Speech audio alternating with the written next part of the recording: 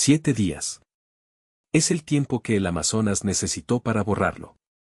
Un biólogo mexicano, perdido en el corazón de la selva virgen tras un accidente brutal. La búsqueda fue intensa, la esperanza, nula. Lo declararon muerto, lo devoró el río. Pero la naturaleza a veces tiene otros planes. Al 8º día, regresó. Severamente herido, mudo, con la mirada vacía de quien ha visto más allá de la vida. No recordaba nada de su infierno, pero la selva ahora lo conocía. Y él la conocía a ella.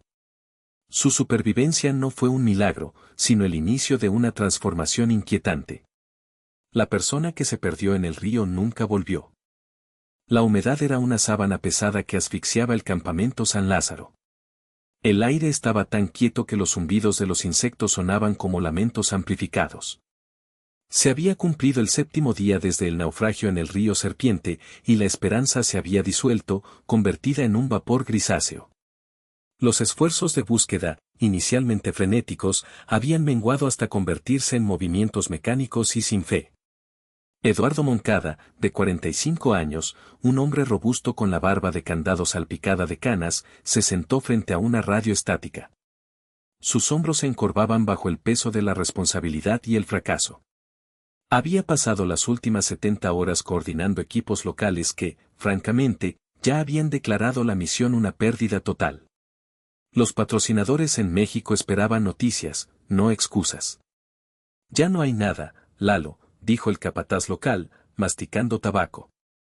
El río Serpiente, cuando cobra algo, no lo devuelve. Eduardo asintió lentamente.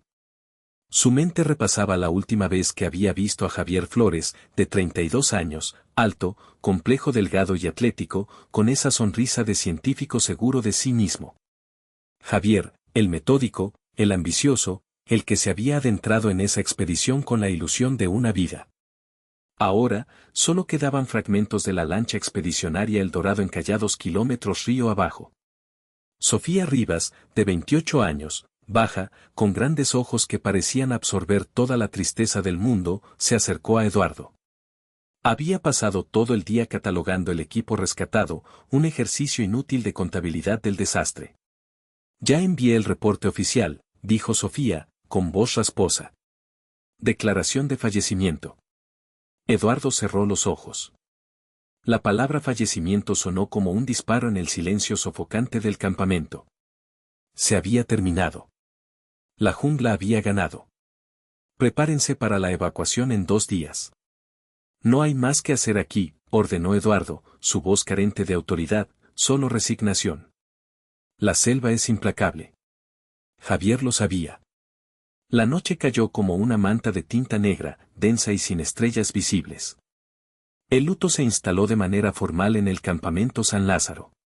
La cena fue silenciosa, solo interrumpida por el gemido distante de algún animal nocturno, un sonido que esa noche parecía celebrar una victoria territorial.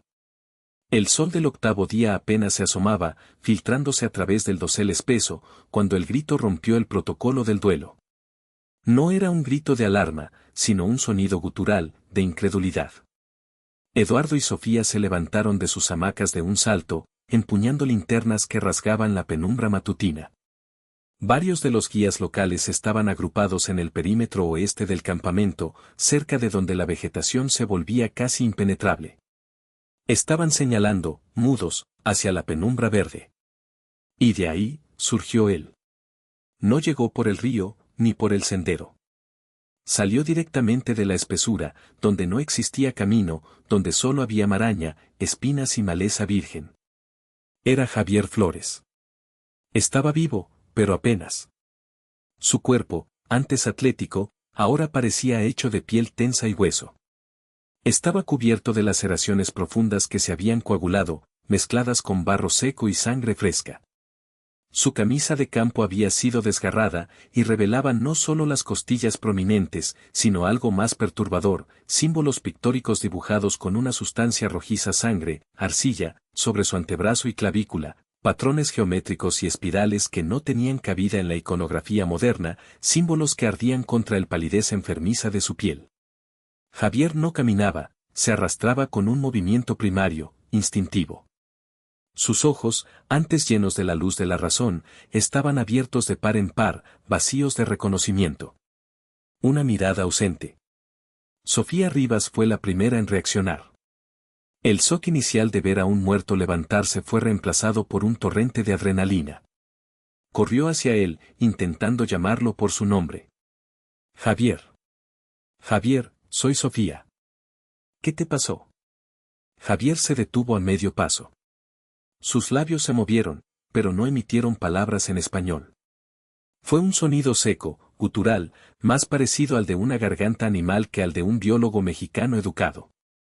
Eduardo Moncada se acercó con cautela. Era el líder, el práctico, y aunque su mente gritaba milagro, su experiencia en la selva le susurraba peligro. Este no era el Javier que conocía. Tranquilo, flaco. ¿Estás a salvo? ¿Dónde estuviste? Preguntó Eduardo, extendiendo una mano cautelosa. Javier giró la cabeza con lentitud extrema, sus ojos se fijaron no en Eduardo, sino en la copa del árbol más alto que sobresalía del campamento. Escuchó algo que ellos no. Percibió algo en el aire que no olían. Luego, se desplomó. Los primeros días después de la reaparición fueron un caos de alivio, cuidados médicos precarios y una profunda, incómoda inquietud.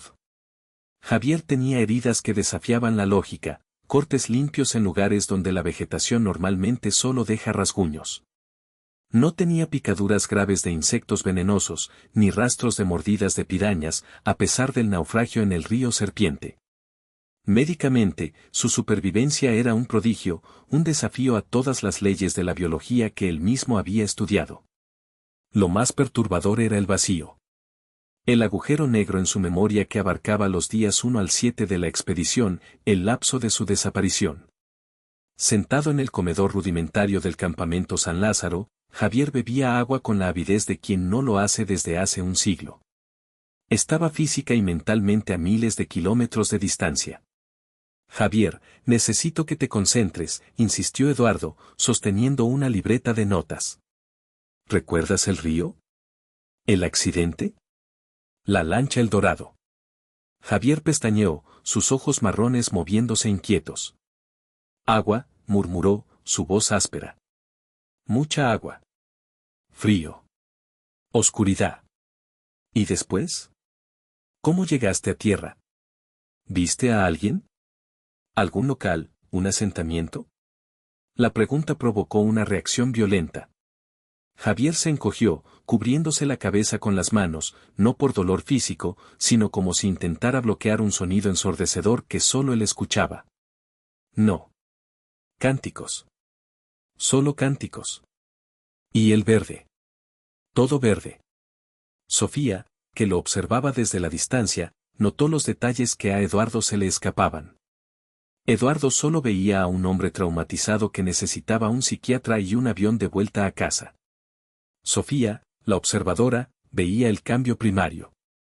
Se dio cuenta de que Javier, incluso en su estado catatónico, ya no se movía como un forastero en la selva. Cuando iba al pequeño arroyo a lavarse, no pisaba ramas secas, caminaba con una fluidez silenciosa, como si sus pies conocieran el terreno orgánicamente, sin el uso consciente de la vista. Esto era el mapa silente manifestándose. Una tarde, mientras Javier dormía en su hamaca, Sofía se atrevió a acercarse a su equipo. Su libreta de campo, que siempre había estado pulcra y organizada, ahora estaba llena de dibujos frenéticos. No eran gráficos científicos, sino los mismos símbolos pictóricos que tenía grabados en la piel, círculos concéntricos, líneas quebradas que imitaban el recorrido de una serpiente o un río, y rostros esquemáticos, ancestrales, con ojos enormes. Sofía sintió un escalofrío que no era producto de la temperatura ambiente. Se sentía como si Javier hubiera regresado de otro plano de existencia. El conocimiento que Javier había adquirido de forma inexplicable comenzó a manifestarse de manera práctica y aterradora. Una mañana, Eduardo preparaba la ruta para el día, frustrado por la falta de progreso. Javier, que estaba sentado en una piedra observando un nido de hormigas, de repente se levantó. No por ahí, Eduardo, dijo, su voz plana y sin emoción. ¿Disculpa? Es la ruta más clara hacia el punto de extracción B, agua. Abajo. Mucha. Javier señaló una dirección completamente diferente, hacia la colina, una ruta densa que les costaría el doble de tiempo. Estás delirando. Javier. Ha sido una sequía de 2 semanas. Aguas, repitió Javier, usando una jerga mexicana que había olvidado desde el momento de su regreso. Se va a caer el cielo. ¡Ay! Eduardo lo ignoró y partió con 2 guías. 3 horas después, regresaron empapados y furiosos. Una tromba marina inesperada, una crecida súbita y localizada, había convertido el sendero claro en un río turbulento. La intuición de Javier había salvado al equipo de quedar varado, o peor. Eduardo intentó racionalizarlo, fue suerte, o quizás Javier había visto el mapa meteorológico. Pero Sofía sabía que era más profundo. El comportamiento de los animales también había cambiado. Los monos aulladores, que antes rehuían el campamento, ahora se posaban en ramas cercanas y observaban a Javier con una curiosidad casi reverente. Las aves migratorias, que normalmente ignoraban a los humanos, volaban en círculos bajos sobre su cabeza cuando él salía. Había una conexión no verbal, una aceptación del biólogo como parte del ecosistema, no un invasor. La noche se convirtió en el escenario de su tortura mental. Los sueños eran vívidos, ineludibles. Javier se despertaba gritando, empapado en sudor, con el sonido de los cánticos en lenguas arcaicas resonando en sus oídos. Una noche, Sofía entró a revisarlo. Lo encontró sentado en la oscuridad, dibujando desesperadamente en el barro con un palo. ¿Qué es eso, Javier? ¿Qué estás dibujando? Preguntó Sofía suavemente. Javier no la miró. Sus dedos temblaban.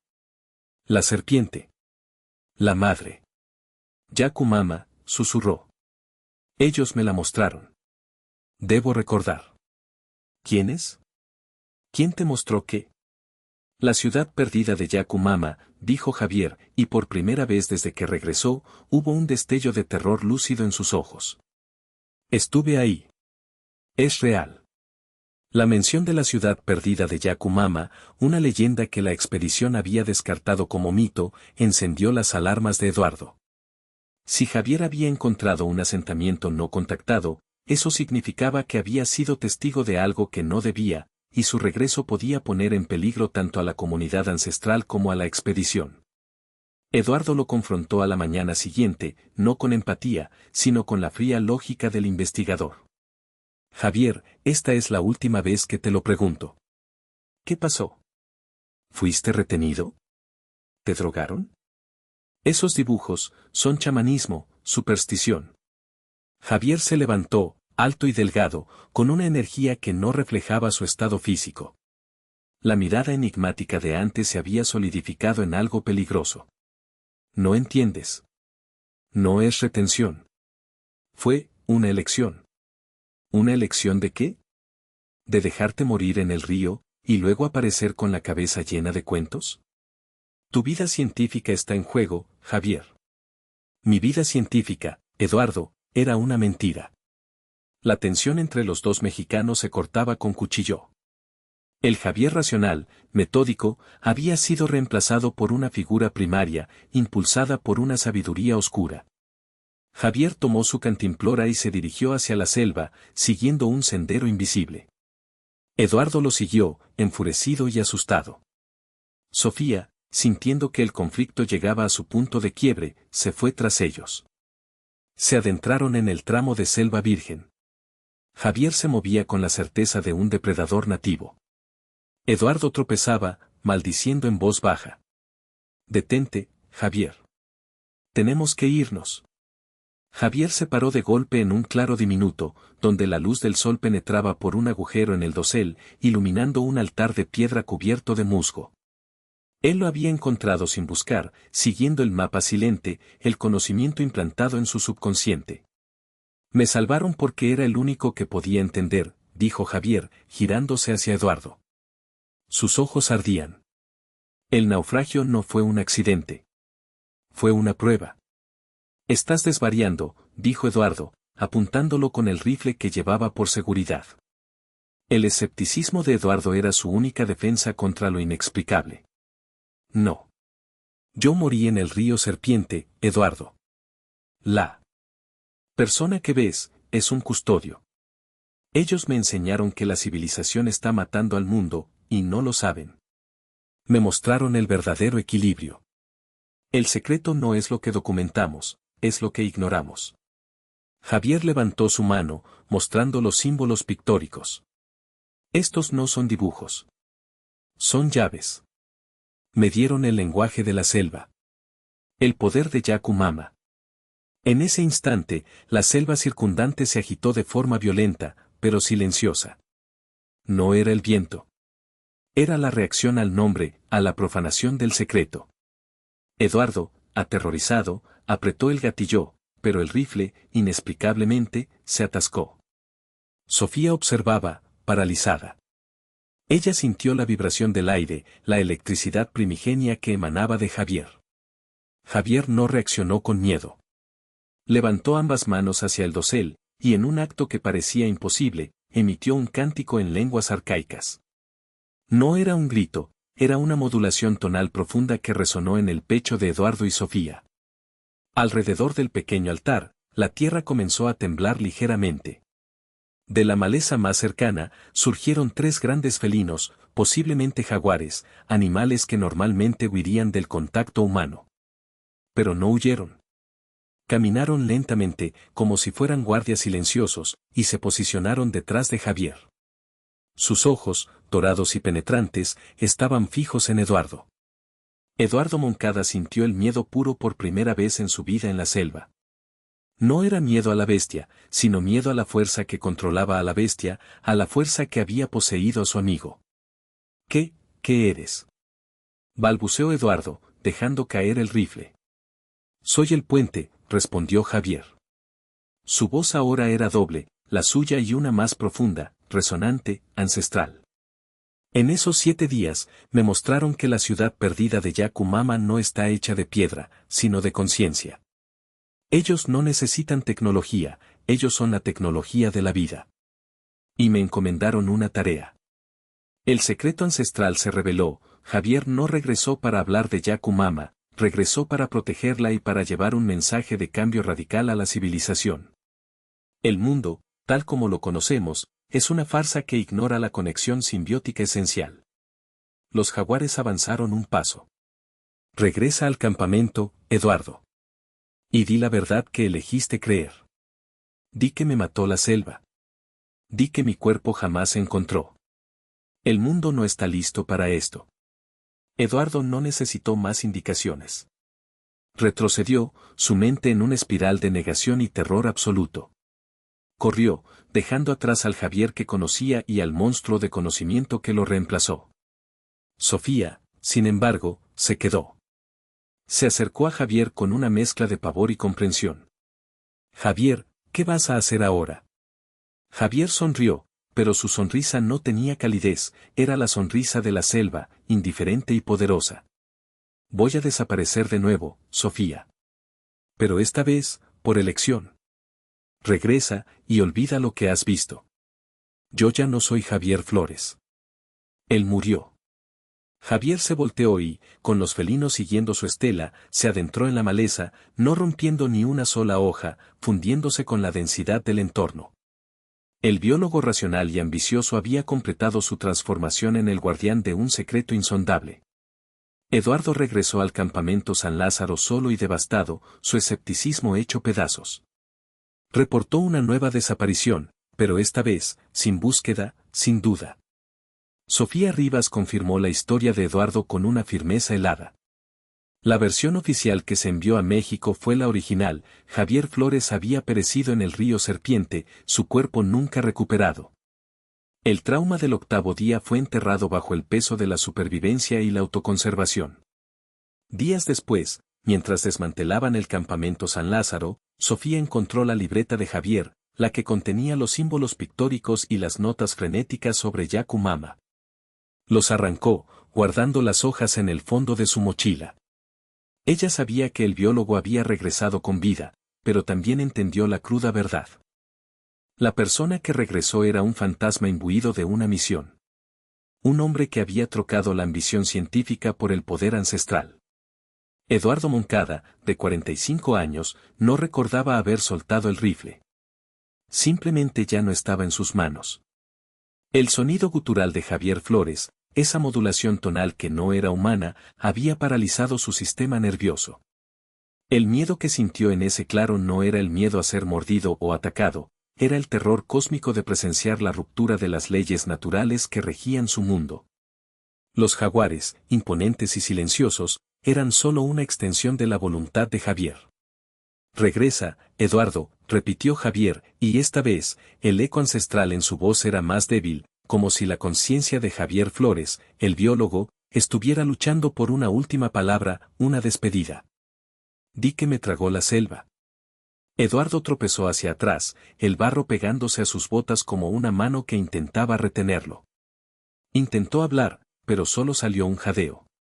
Vio la certeza en los ojos del custodio, el vacío de la ambición científica, reemplazado por un fanatismo primario.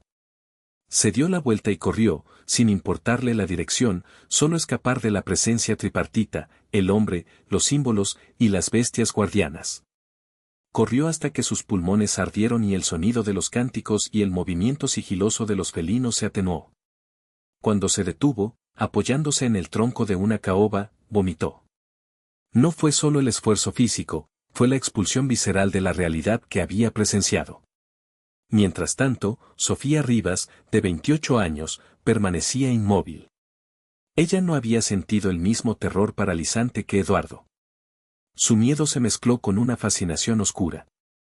Había sido la primera en notar que Javier ya no pisaba la selva como un invasor, sino como parte de ella. ¿Qué te hicieron, Javier?, susurró Sofía, acercándose cautelosamente al límite del claro. Los jaguares la ignoraron, sus ojos fijos en el rastro desaparecido de Eduardo. Javier sonrió de nuevo. Esa sonrisa era ajena. No me hicieron, Sofía. Me mostraron. Durante 7 días, estuve en el limbo del río Serpiente. El agua me arrastró, pero no me quería. Ellos sí. Me encontraron moribundo, casi sin pulso, y me llevaron a la ciudad oculta. La ciudad perdida de Yakumama. Sofía había leído los mitos, las notas a pie de página descartadas en los informes de exploración. Creían que si existía, sería una ruina de piedra sepultada. No hay piedras, Sofía. La ciudad es una red. Es la conciencia entrelazada de todo lo que vive. Ellos, la comunidad, no se esconden. Ellos son la selva. Javier se acercó a ella, y Sofía no retrocedió. Pudo ver de cerca los símbolos pictóricos en su piel. Eran perfectos, inscritos con una precisión que sugería un ritual doloroso, pero sagrado. Estos son el mapa silente. Las coordenadas para navegar la vida sin la mentira de la razón. ¿Ves esto? Señaló una espiral que terminaba en una línea quebrada. No es un dibujo. Es la trayectoria del sol en un solsticio, combinado con la migración de las ranas venenosas. Es un lenguaje que solo el cuerpo entiende. Sofía, la científica, la observadora empática, sintió que su mente se expandía y se encogía a la vez. ¿Y qué te pidieron a cambio de salvarte? Javier levantó la vista hacia el denso dosel. Que nunca más regrese. Que olvide lo que fui, y use lo que soy. Me dieron el poder de la conexión. Me mostraron la verdad de que la civilización, obsesionada con el análisis y la taxonomía, está matando a la madre. Yakumama me eligió para ser su voz, su barrera. Para que la ciencia no la encuentre y la destruya. El biólogo en Sofía quería documentar, quería gritar el descubrimiento al mundo. Pero la mujer que había visto a los jaguares actuar como mascotas y había presenciado la resurrección mental de su amigo, entendió la advertencia.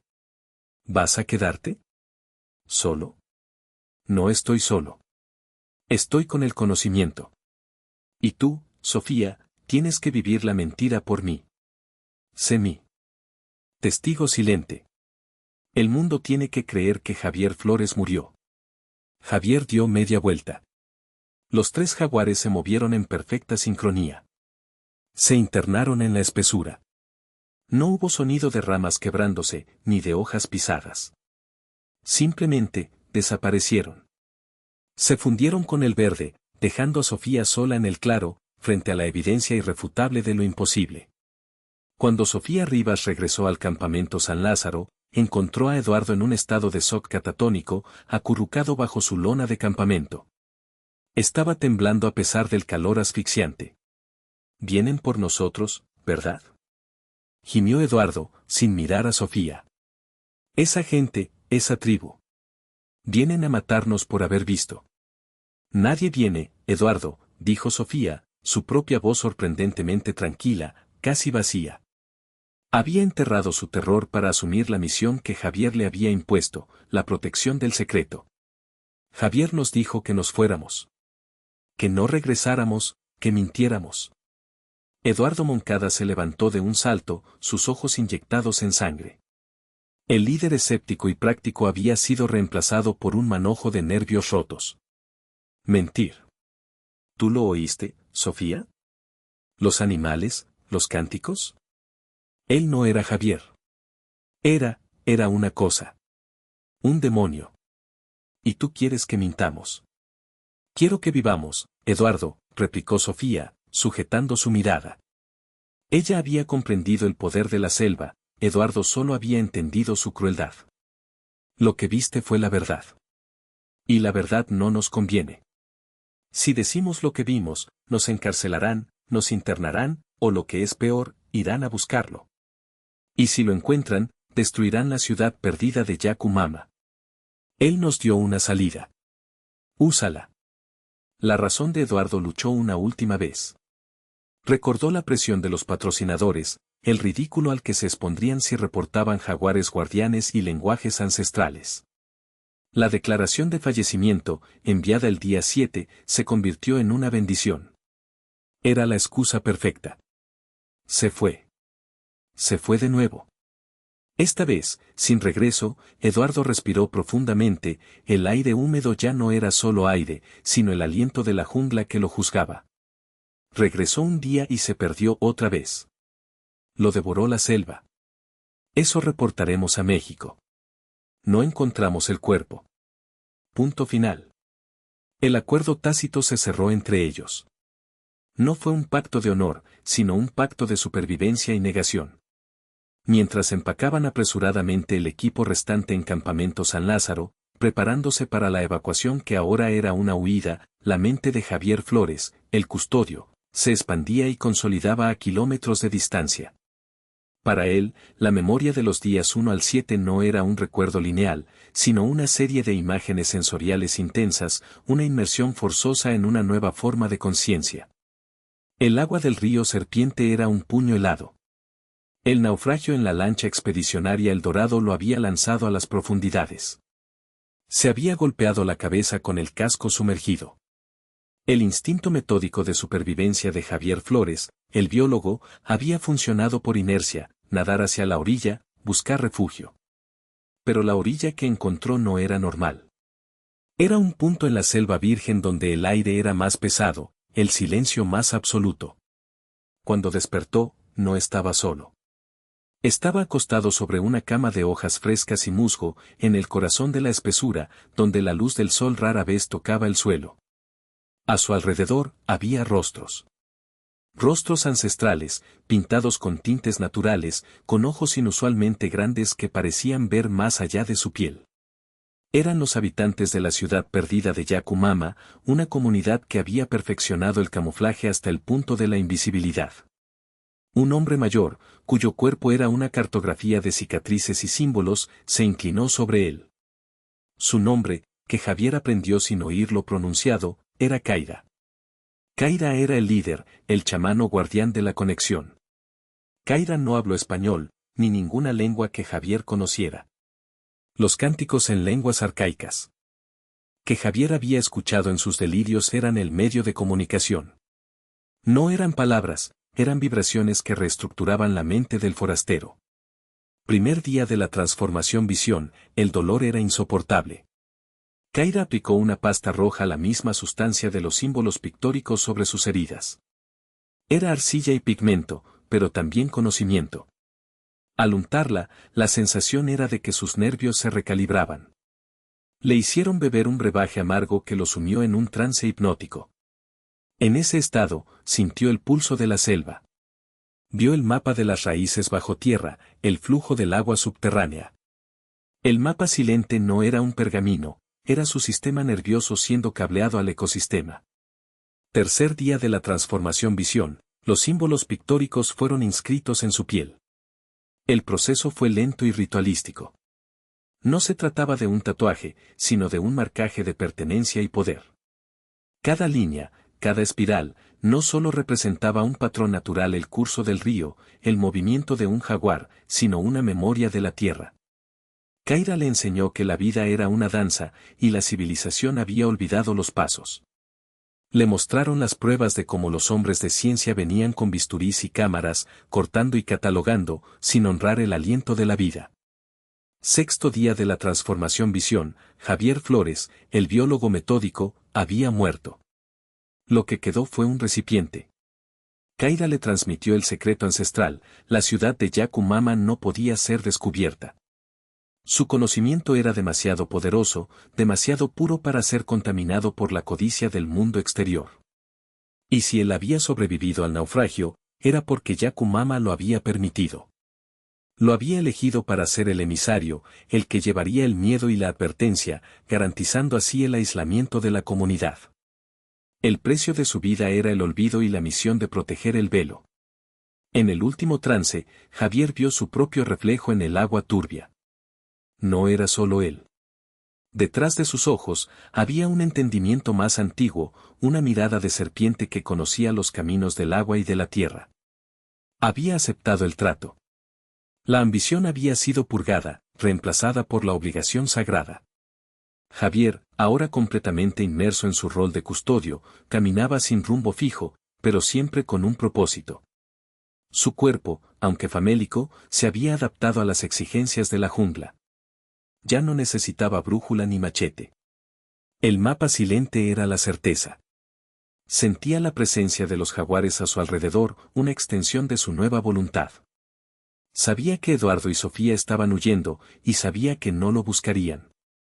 La selva lo había escondido bien, no con vegetación, sino con terror psicológico. De vuelta en el campamento San Lázaro, el ambiente era una mezcla de frenesí y desolación. Había que desmantelar la base rápido para evitar cualquier confrontación futura. Eduardo estaba hiperactivo, desconfiando de cada sombra, cada sonido. Vamos, Sofía. Apúrate. Quiero estar en el río principal antes del atardecer. Sofía, en cambio, se movía con una lentitud deliberada, como si estuviera absorbiendo los últimos vestigios de la presencia de Javier Flores. Ella se encargaba de la libreta de campo de Javier. Estaba allí, sobre la mesa de trabajo, cubierta de garabatos. En las primeras páginas, la letra limpia y precisa del biólogo, detallando las especies vulnerables que esperaban catalogar. En las últimas páginas, el caos, los símbolos pictóricos, las líneas que se retorcían como serpientes, y una frase escrita en un español casi ilegible, como si la mano hubiera olvidado la escritura: la ciencia es la lengua del ciego. La selva es la verdad del que ve sin ojos.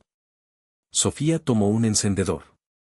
Sabía que la evidencia física de la transformación de Javier, el descubrimiento del secreto ancestral, no podía caer en manos de Eduardo, y mucho menos en manos de los patrocinadores. Arrancó cuidadosamente las últimas 10 páginas, las que contenían los símbolos y el texto críptico sobre Yakumama. El resto de la libreta, con las anotaciones científicas iniciales y la logística, lo dejó en la pila de equipo que Eduardo se llevaría. Las 10 páginas, dobladas y guardadas en una bolsa hermética, eran ahora su única posesión. Con una solemnidad casi ritual, Sofía prendió fuego al resto de los dibujos y notas sueltas. El humo ascendió en espiral, denso y blanco, una ofrenda a la selva. Eduardo la vio, pero no dijo nada. Estaba demasiado ocupado asegurando que la radio, la única línea de contacto con la civilización, estuviera a salvo. ¿Hiciste el reporte final de inventario?, preguntó Eduardo, su voz forzada. Sí. La lancha expedicionaria El Dorado, pérdida total. Equipo de muestreo, irrecuperable. Javier Flores, desaparecido, presumiblemente muerto. 2 bajas en la misión. El resto del equipo regresa sin novedad. La mentira era tan grande que sonaba auténtica, envuelta en la burocracia del fracaso. El viaje de regreso fue un tormento silencioso. La inmensidad del río, que antes les había parecido una promesa, ahora era una amenaza constante. Eduardo, antes un líder robusto y seguro, se había encogido. No podía mirar la vegetación ribereña sin ver la figura espectral de Javier Flores, emergiendo con jaguares a su espalda. Sofía, por otro lado, estaba extrañamente calmada. Llevaba el peso del secreto como un tesoro. Miraba el río Serpiente y ya no veía solo agua turbulenta, veía la arteria de Yacumama, el lugar donde un hombre había muerto y un guardián había nacido. Cuando finalmente llegaron a la primera base civilizada, una pequeña ciudad portuaria en el margen de la Amazonía, la transición fue brutal. Las luces, el ruido, la gente despreocupada, todo se sentía superficial, como un velo que ocultaba una verdad profunda y aterradora. Eduardo fue recibido por una delegación de los patrocinadores, quienes esperaban ansiosamente los resultados. Él dio su testimonio con una frialdad ensayada. Habló del naufragio en el río Serpiente, de la búsqueda desesperada, de la declaración de fallecimiento. Nunca mencionó el 8º día. El río es implacable, concluyó Eduardo, su rostro una máscara de dolor profesional. Javier era un excelente biólogo, ambicioso, dedicado. Pero la Amazonía es un ecosistema que no perdona errores. La historia fue aceptada. Javier Flores, 32 años, fue catalogado como una baja heroica de la ciencia. Sofía, observando a Eduardo mentir con tal convicción, se dio cuenta de que él no estaba mintiendo al mundo, se estaba mintiendo a sí mismo. Había elegido borrar la imagen de los jaguares, de los símbolos, para preservar su sanidad mental. Los meses posteriores al verano de 2013 fueron una lenta desintegración de la expedición y de las vidas de quienes la sobrevivieron. Eduardo Moncada, aunque honrado por su resiliencia, no pudo volver al campo. Su escepticismo, su ancla racional, estaba roto. Pasó a la docencia universitaria, enseñando ecología con una melancolía profunda. Cada vez que mencionaba la Amazonía, lo hacía con un miedo palpable que sus alumnos confundían con respeto. Por las noches, despertaba escuchando los cánticos en lenguas arcaicas que Javier había emitido en el claro, un zumbido resonante que le recordaba constantemente el precio de su silencio. Sofía Rivas regresó a la Ciudad de México, pero ya no era la misma. No podía trabajar en un laboratorio. El mundo de las probetas y los microscopios se sentía irrelevante después de haber presenciado el descubrimiento del secreto ancestral. Se convirtió en una especialista en etnobotánica, concentrándose en el conocimiento indígena. No lo hizo por ambición, sino para estar cerca de la verdad que cargaba. Guardaba las 10 páginas arrancadas de la libreta de Javier bajo llave. Ocasionalmente, en la penumbra de su apartamento, las extendía sobre la mesa. Estudiaba los símbolos pictóricos. No los descifraba de forma científica, sino intuitiva. Aprendía a sentir el mapa silente. Ella sabía que Javier Flores había cumplido su misión. Había regresado, había sembrado el terror y el escepticismo, y había garantizado que la civilización no buscaría la ciudad perdida de Yacumama. Había trocado el estudio científico por la protección activa. El custodio vivía.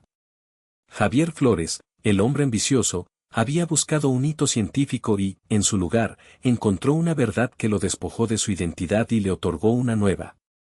Él no había regresado para ser celebrado, había regresado para desaparecer definitivamente en la verdad. La Amazonía había ganado. Había engullido a un biólogo y escupido a un profeta, un guardián que, desde el corazón indomable de la selva virgen, aseguraba que la ciudad perdida de Yacumama permanecería silente y eterna, protegida por el terror del recuerdo de un milagro imposible. El último vestigio de Javier Flores en el mundo de la razón era el recuerdo aterrado de Eduardo Moncada y la carga sagrada de Sofía Rivas. Ambos sabían que la muerte oficial era la única forma en que el mundo podía seguir girando sin desmoronarse ante el poder ancestral. Y ese silencio era la victoria final del custodio. Eduardo, el robusto líder de la expedición, no solo había perdido el rifle en el claro, sino también los cimientos de su realidad. Cuando regresó al campamento San Lázaro, no era el hombre práctico y escéptico que había llegado. Era un animal acorralado, temblando bajo la lona de su catre, incapaz de procesar el silencio posterior a la desaparición de Javier. La lógica, su única defensa en la selva, había sido pulverizada por la mirada de un jaguar que no huía y la voz de un amigo que resonaba con la autoridad de la tierra. ¿Qué vamos a decir, Sofía? ¿Qué vamos a decir? Jadeaba Eduardo, su voz quebrada, los ojos fijos en un punto invisible, quizás en la línea de árboles por donde Javier había desaparecido. Nadie nos creerá, Sofía. Nos tacharán de locos. Sofía, que había regresado con una calma inquietante, estaba organizando el equipo en bolsas de lona. Su mente trabajaba con la precisión fría de un entomólogo que examina un espécimen venenoso. Había procesado el terror y lo había transformado en una misión. Javier se había ido, pero el secreto se quedaba con ella. Diremos lo que ya dijimos a México, respondió Sofía, sin alzar la mirada, doblando metódicamente una red de muestreo. Que Javier desapareció después del naufragio en el río Serpiente. Que la búsqueda fue infructuosa. El campamento está desmantelado. Volvemos con el reporte de 2 bajas. Y punto. ¿Y el día 8? ¿Y los símbolos, Sofía? ¿Los felinos? Eduardo se levantó de golpe, la desesperación lo volvía histérico. Tenemos pruebas, güey. Él volvió, nos habló de una ciudad. Esto es el descubrimiento de la vida. Sofía se detuvo. Lo miró fijamente. Sus ojos grandes y expresivos, usualmente llenos de empatía, ahora portaban la gravedad de un juez. La prueba no nos sirve, Eduardo. Nos destruirá. Javier nos salvó de ser destrozados por ese conocimiento. Él te dio la excusa perfecta para salvar tu carrera y tu sanidad. ¿O prefieres decirles a los patrocinadores que nuestro biólogo está ahora controlando jaguares y hablando en un lenguaje ancestral para proteger una leyenda? La pregunta cortó a Eduardo hasta los huesos. El miedo a la aniquilación profesional, al ridículo total, era un argumento más fuerte que la verdad. Si reportaban lo que habían visto, la Amazonía se llenaría de investigadores, militares y cazadores de mitos, desvelando y destrozando la ciudad perdida de Yacumama, la misión que Javier ahora custodiaba. Tienes razón, susurró Eduardo, cayendo de nuevo en su catre. Simplemente no pasó. El día 8 nunca existió. La selva lo terminó de tragar. Esa tarde, el campamento San Lázaro se sentía como un ataúd. El silencio ya no era luto, sino complicidad. El ambiente denso de la jungla parecía escuchar cada respiración, cada pensamiento. Antes de partir, Sofía se dirigió a la mesa de trabajo de Javier. La libreta que contenía los dibujos frenéticos, los símbolos pictóricos, era su principal preocupación. Eduardo estaba demasiado absorto en su propio trauma para notarlo. Sofía tomó el encendedor. Arrancó las 10 páginas cruciales, aquellas que detallaban las formas de la serpiente, las espirales y los rostros ancestrales, y las guardó en una bolsa de plástico sellada dentro de su mochila. Los vestigios de las notas científicas originales de Javier, que describían la densidad del dosel y la acidez del suelo, las dejó en su lugar. Eran inofensivas. El resto de los garabatos y los bocetos de los cánticos fueron consumidos por una llama rápida.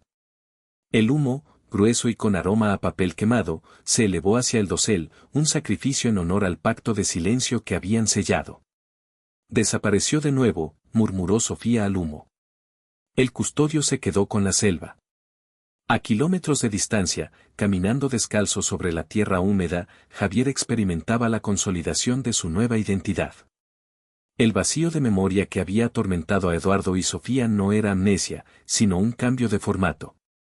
El cerebro racional había sido desmantelado para dar paso a la mente primaria.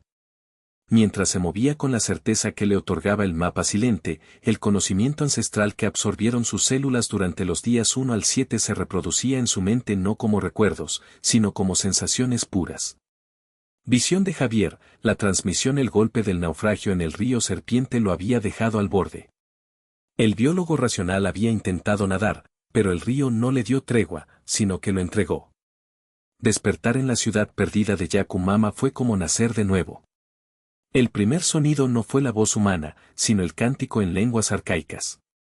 No era un idioma de fonemas, sino de vibraciones que entraban por el oído y resonaban en el pecho. Eran frecuencias que Javier, el biólogo, habría clasificado como ruido o superstición, pero que el hombre moribundo absorbía como nutrición. Kaira, el líder ancestral, no vestía ropas de paja o plumas, sino camuflaje biológico, su piel tatuada con la historia de 1000 años de resistencia. Él le enseñó sin palabras. Día 1 a 2, la purga.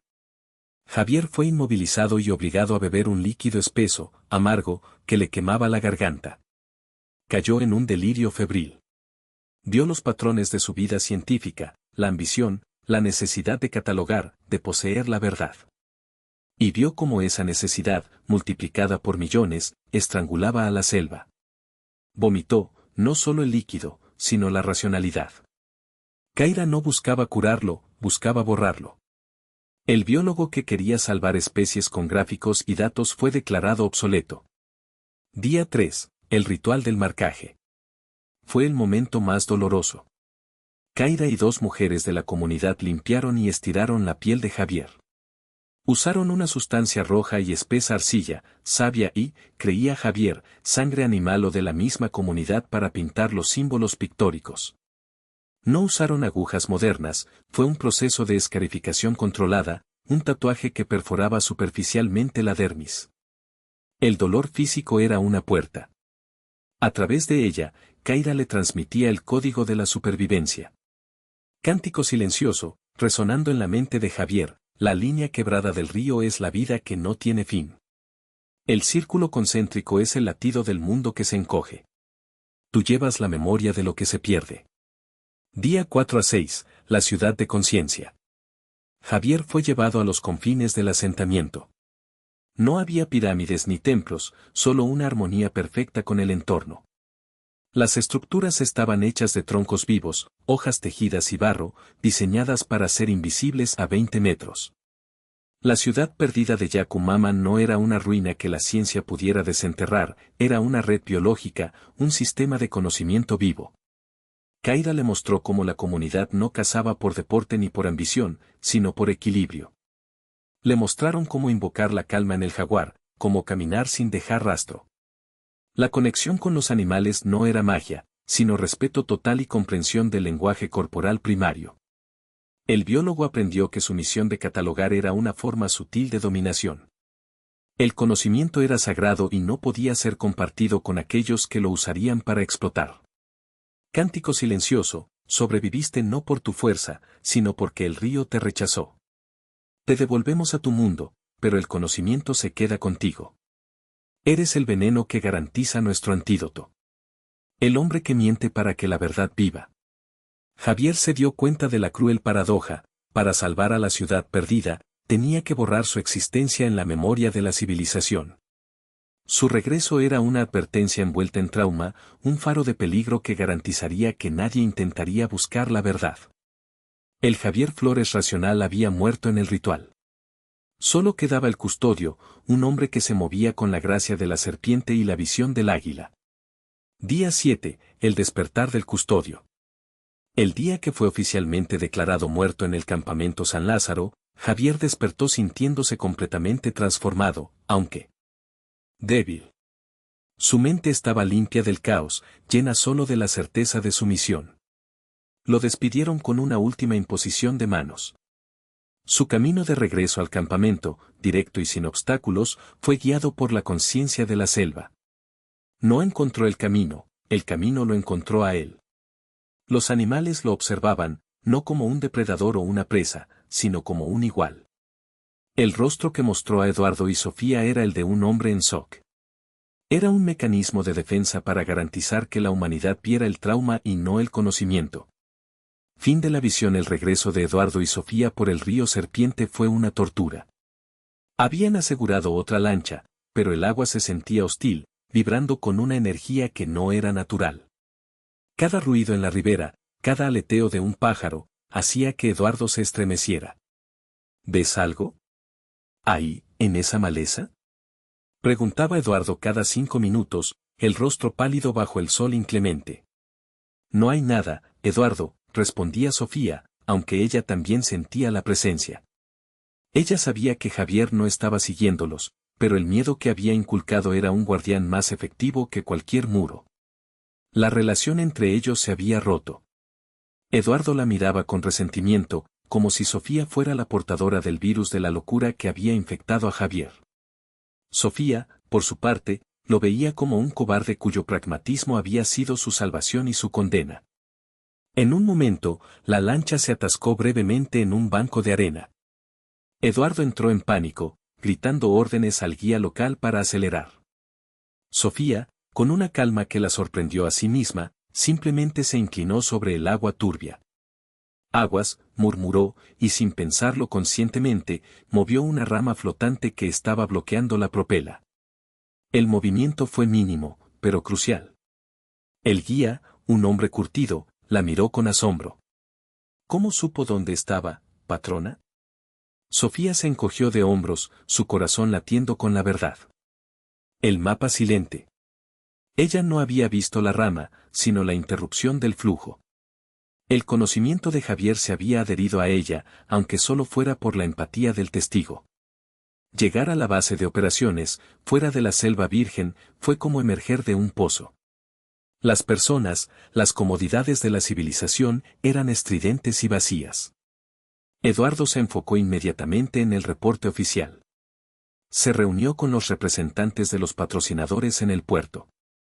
El relato fue conciso y dramático: naufragio en el río Serpiente, búsqueda intensa, declaración de fallecimiento. Un final trágico para un biólogo tan prometedor, dijo el principal patrocinador, moviendo la cabeza con solemnidad.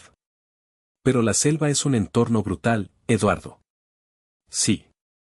Implacable, confirmó Eduardo, bebiendo rápidamente un vaso de agua.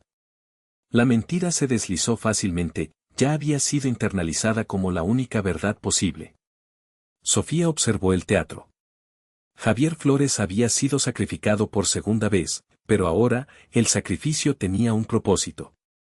Meses después, en el verano de 2013, la noticia del desaparecimiento heroico de Javier llegó a los círculos académicos de México. Eduardo regresó a su vida, pero la Amazonía nunca lo dejó. Dejó la investigación de campo. La idea de volver a poner un pie en la selva, de sentir la mirada de algo que no entendía, lo llenaba de pánico. Consiguió un puesto de profesor de biología teórica en una universidad. Su vida se volvió una rutina metódica, obsesionado con el control.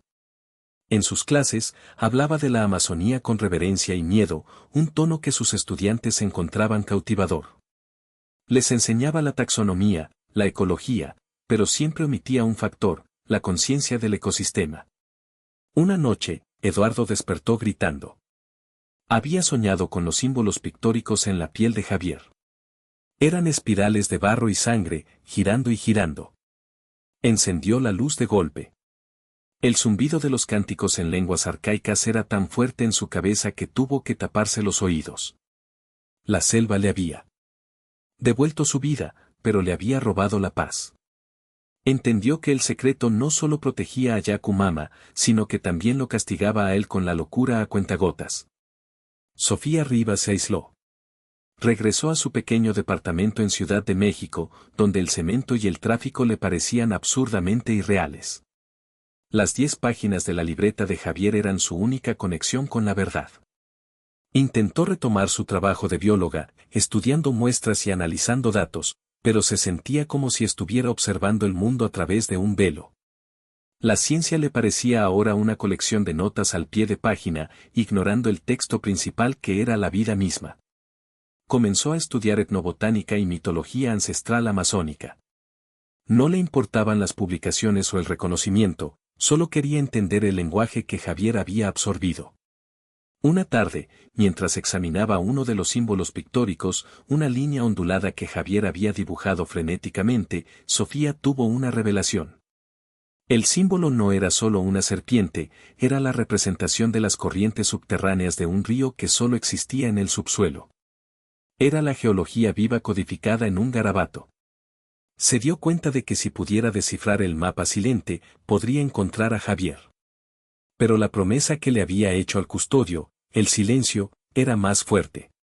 Javier no quería ser encontrado.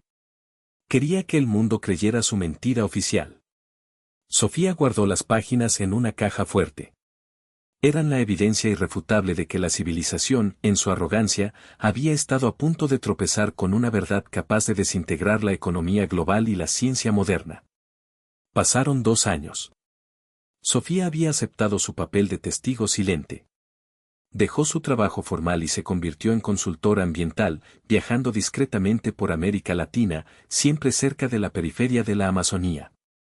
No buscaba a Javier, sino las fronteras de su conocimiento. En un pequeño pueblo fluvial en Perú, lejos de la base de su expedición original, Sofía trabajaba documentando el uso tradicional de plantas medicinales. Una noche, mientras observaba la luna sobre el río, sintió una certeza en el aire. No era un pensamiento, sino una vibración, como si el río le estuviera hablando. Caminó sin rumbo hacia la orilla del río. La noche era oscura y la vegetación impenetrable. Se detuvo en un claro minúsculo. El aire estaba saturado de un aroma a tierra y agua dulce. Y ahí estaba. No era el Javier demacrado que había regresado al campamento, ni el fanático primario que había invocado a los jaguares. Este era el custodio en su plenitud. Estaba de pie junto a un gran tronco caído, su cuerpo ya no famélico, sino musculoso y adaptado al entorno. Iba vestido con harapos funcionales, su piel más oscura, y los símbolos pictóricos brillaban sutilmente bajo la luz de la luna. Javier estaba completamente inmóvil, observándola. No hubo sorpresa, ni alegría, solo reconocimiento. Sofía sintió una punzada de tristeza por el amigo que había perdido, pero también una profunda admiración por el ser que tenía delante. Javier, susurró. El custodio no pronunció palabra. En su lugar, hizo un movimiento lento con la cabeza, una señal. Luego, levantó la mano. Entre sus dedos, sostenía una pequeña orquídea, una especie que, según los registros científicos, se consideraba extinta. Javier soltó la flor.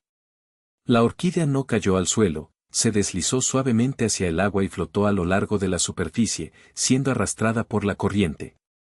Era un mensaje. La orquídea representaba la vida que la civilización había catalogado como perdida, pero que la selva había conservado. El río que la transportaba era el medio de comunicación entre mundos.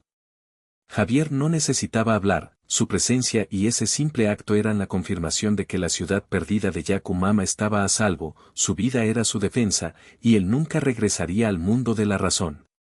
Sofía entendió. Este era su último adiós. Ella asintió, las lágrimas brotando silenciosamente. Había aceptado la imposición del silencio. Vete con bien, Javier, dijo, usando la antigua despedida mexicana, el tono lleno de respeto y dolor. Javier dio media vuelta, sin un ruido, sin un quiebre de rama. Desapareció en la oscuridad del monte, fundiéndose en el ecosistema que ahora era su hogar y su identidad. No había más rastro, solo el aroma persistente de tierra húmeda y el eco del silencio. Sofía se quedó allí hasta el amanecer. Cuando el sol se asomó, no había prueba, solo la certeza del encuentro. Ella regresó a la ciudad, no como una bióloga fracasada, sino como la guardiana de un secreto monumental. Su vida se dedicó a preservar las periferias de la selva, a educar sobre el respeto, a sembrar dudas sobre la omnipotencia de la ciencia.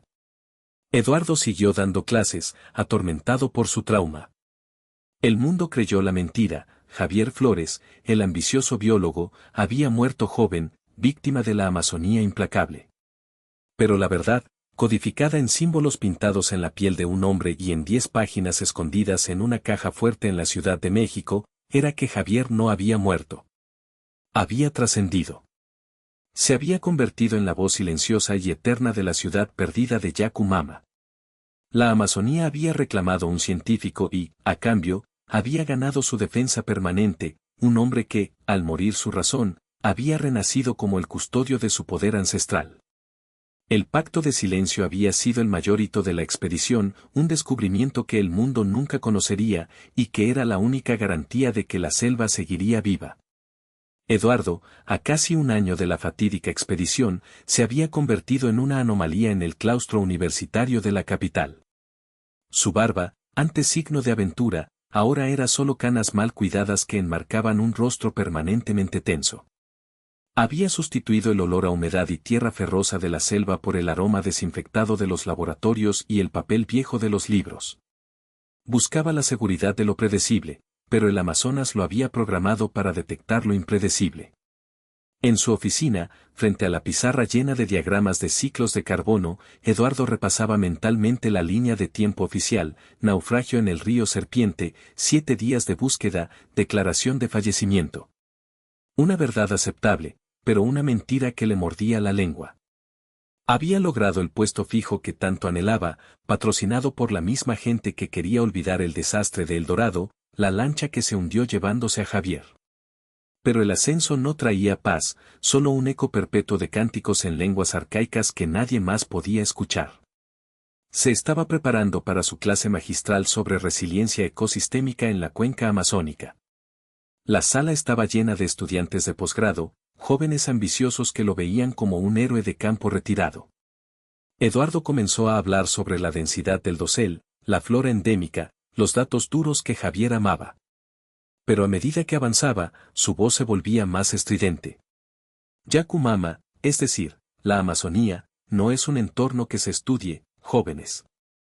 Es un entorno que te permite existir, declaró, frotándose la nuca, donde a menudo sentía el roce de una piel invisible. Los modelos que usamos, las ecuaciones, las clasificaciones, son insuficientes. Son un engaño. La clase se tensó. Un estudiante levantó la mano. Doctor Moncada, con todo respeto, ¿está sugiriendo que la biología moderna es defectuosa? Eduardo sonrió, pero era una mueca de agonía. Estoy sugiriendo que la biología moderna es arrogante. Creemos que la verdad está en la taxonomía. Creemos que nombrar una especie es poseerla. No, güey. La selva se burla de nuestros nombres. Si creen que un mapa de la vegetación les dice lo que realmente es, están perdidos. El verdadero mapa es silencioso, es primario. Se interrumpió abruptamente. Había estado a punto de mencionar el mapa silente. Estaba a un paso de revelar el trauma, de confesar que un jaguar lo había mirado a los ojos no como una bestia, sino como un juez. El sudor le perlaba la frente. Tomó un sorbo de agua, intentando restablecer la barrera de la razón. Lo que quiero decir, continuó, con una respiración profunda, es que Javier, mi colega, murió porque se acercó demasiado.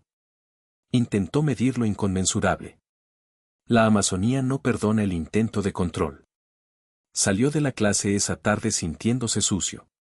Había usado el trauma de Javier para darle dramatismo a su cátedra, pero en el fondo, sabía que estaba repitiendo la mentira, cavando más hondo la tumba del custodio. La paranoia se había enraizado.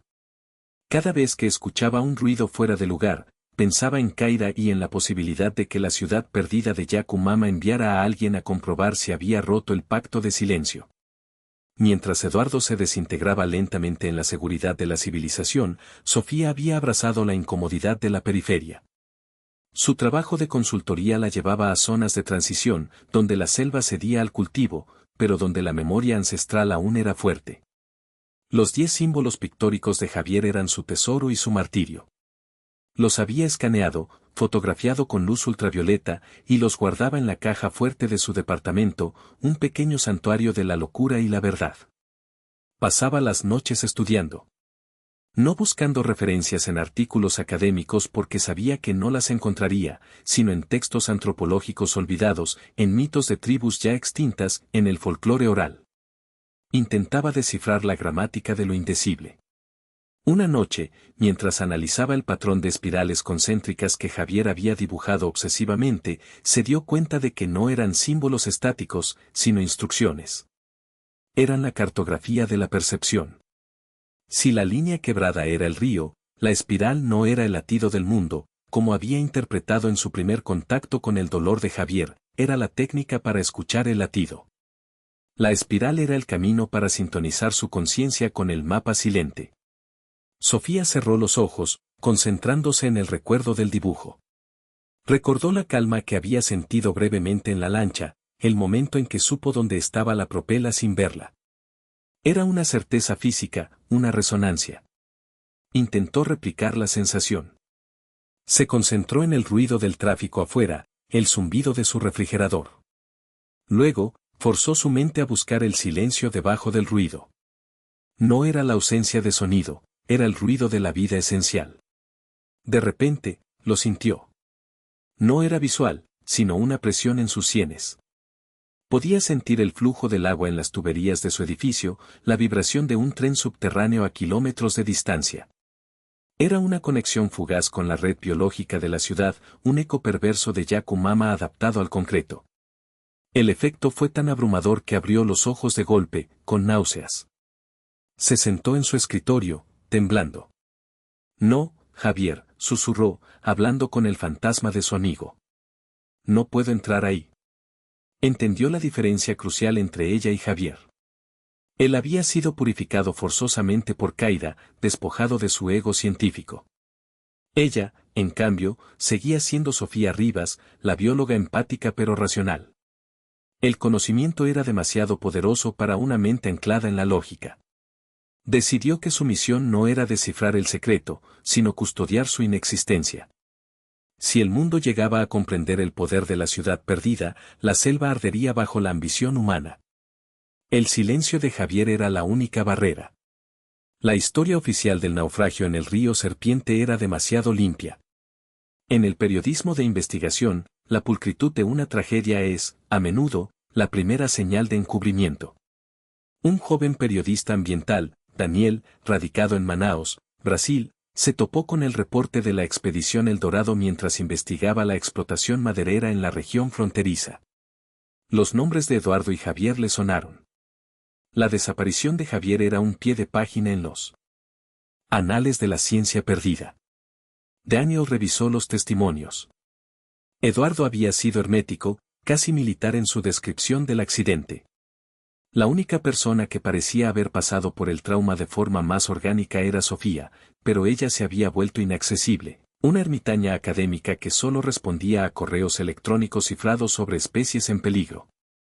Lo que realmente le llamó la atención a Daniel fue la lancha.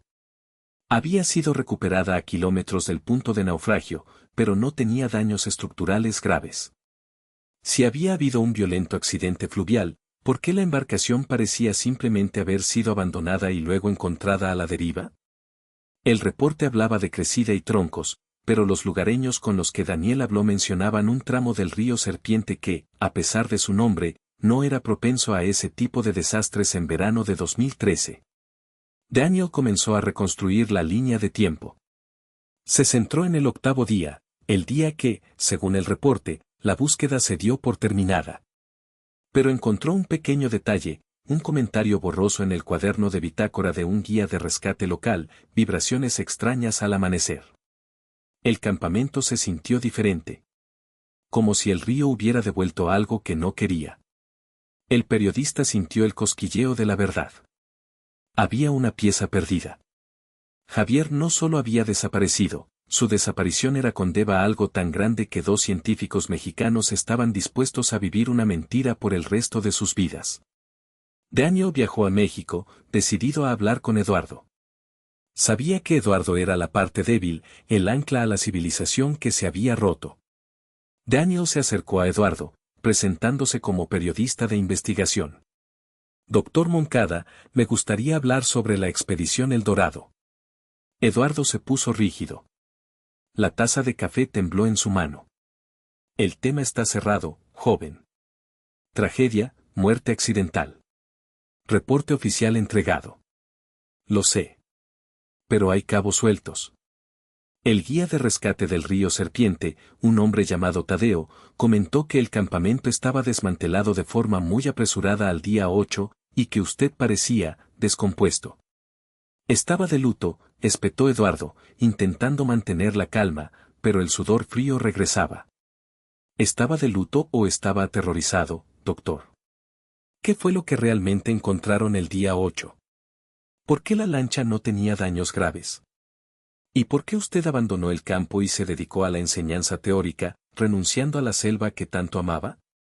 Las preguntas eran cuchillos. Eduardo sintió el pánico burbujear. El zumbido de la cafetería se convirtió en el cántico en lenguas arcaicas. Vio de nuevo la mirada del jaguar, la certeza en la voz de Javier. «Usted no sabe nada», gritó Eduardo, golpeando la mesa. Varios estudiantes se voltearon a verlos. Daniel bajó la voz, sintiendo que estaba a punto de romperlo. «Sé que Javier regresó. O algo regresó. Y que lo que vieron esa mañana los obligó a mentir sobre su muerte. ¿Fue un encuentro con una tribu no contactada? ¿Una enfermedad? ¿Qué es la ciudad perdida de Yakumama, doctor?» El solo nombre, Yakumama, pronunciado en el ambiente civilizado, actuó como un detonante. Eduardo vio la pared de la cafetería convertirse en la pared vegetal impenetrable de la selva. El mapa silente de Javier, que lo había castigado con el trauma, ahora lo invadió totalmente. «No existe.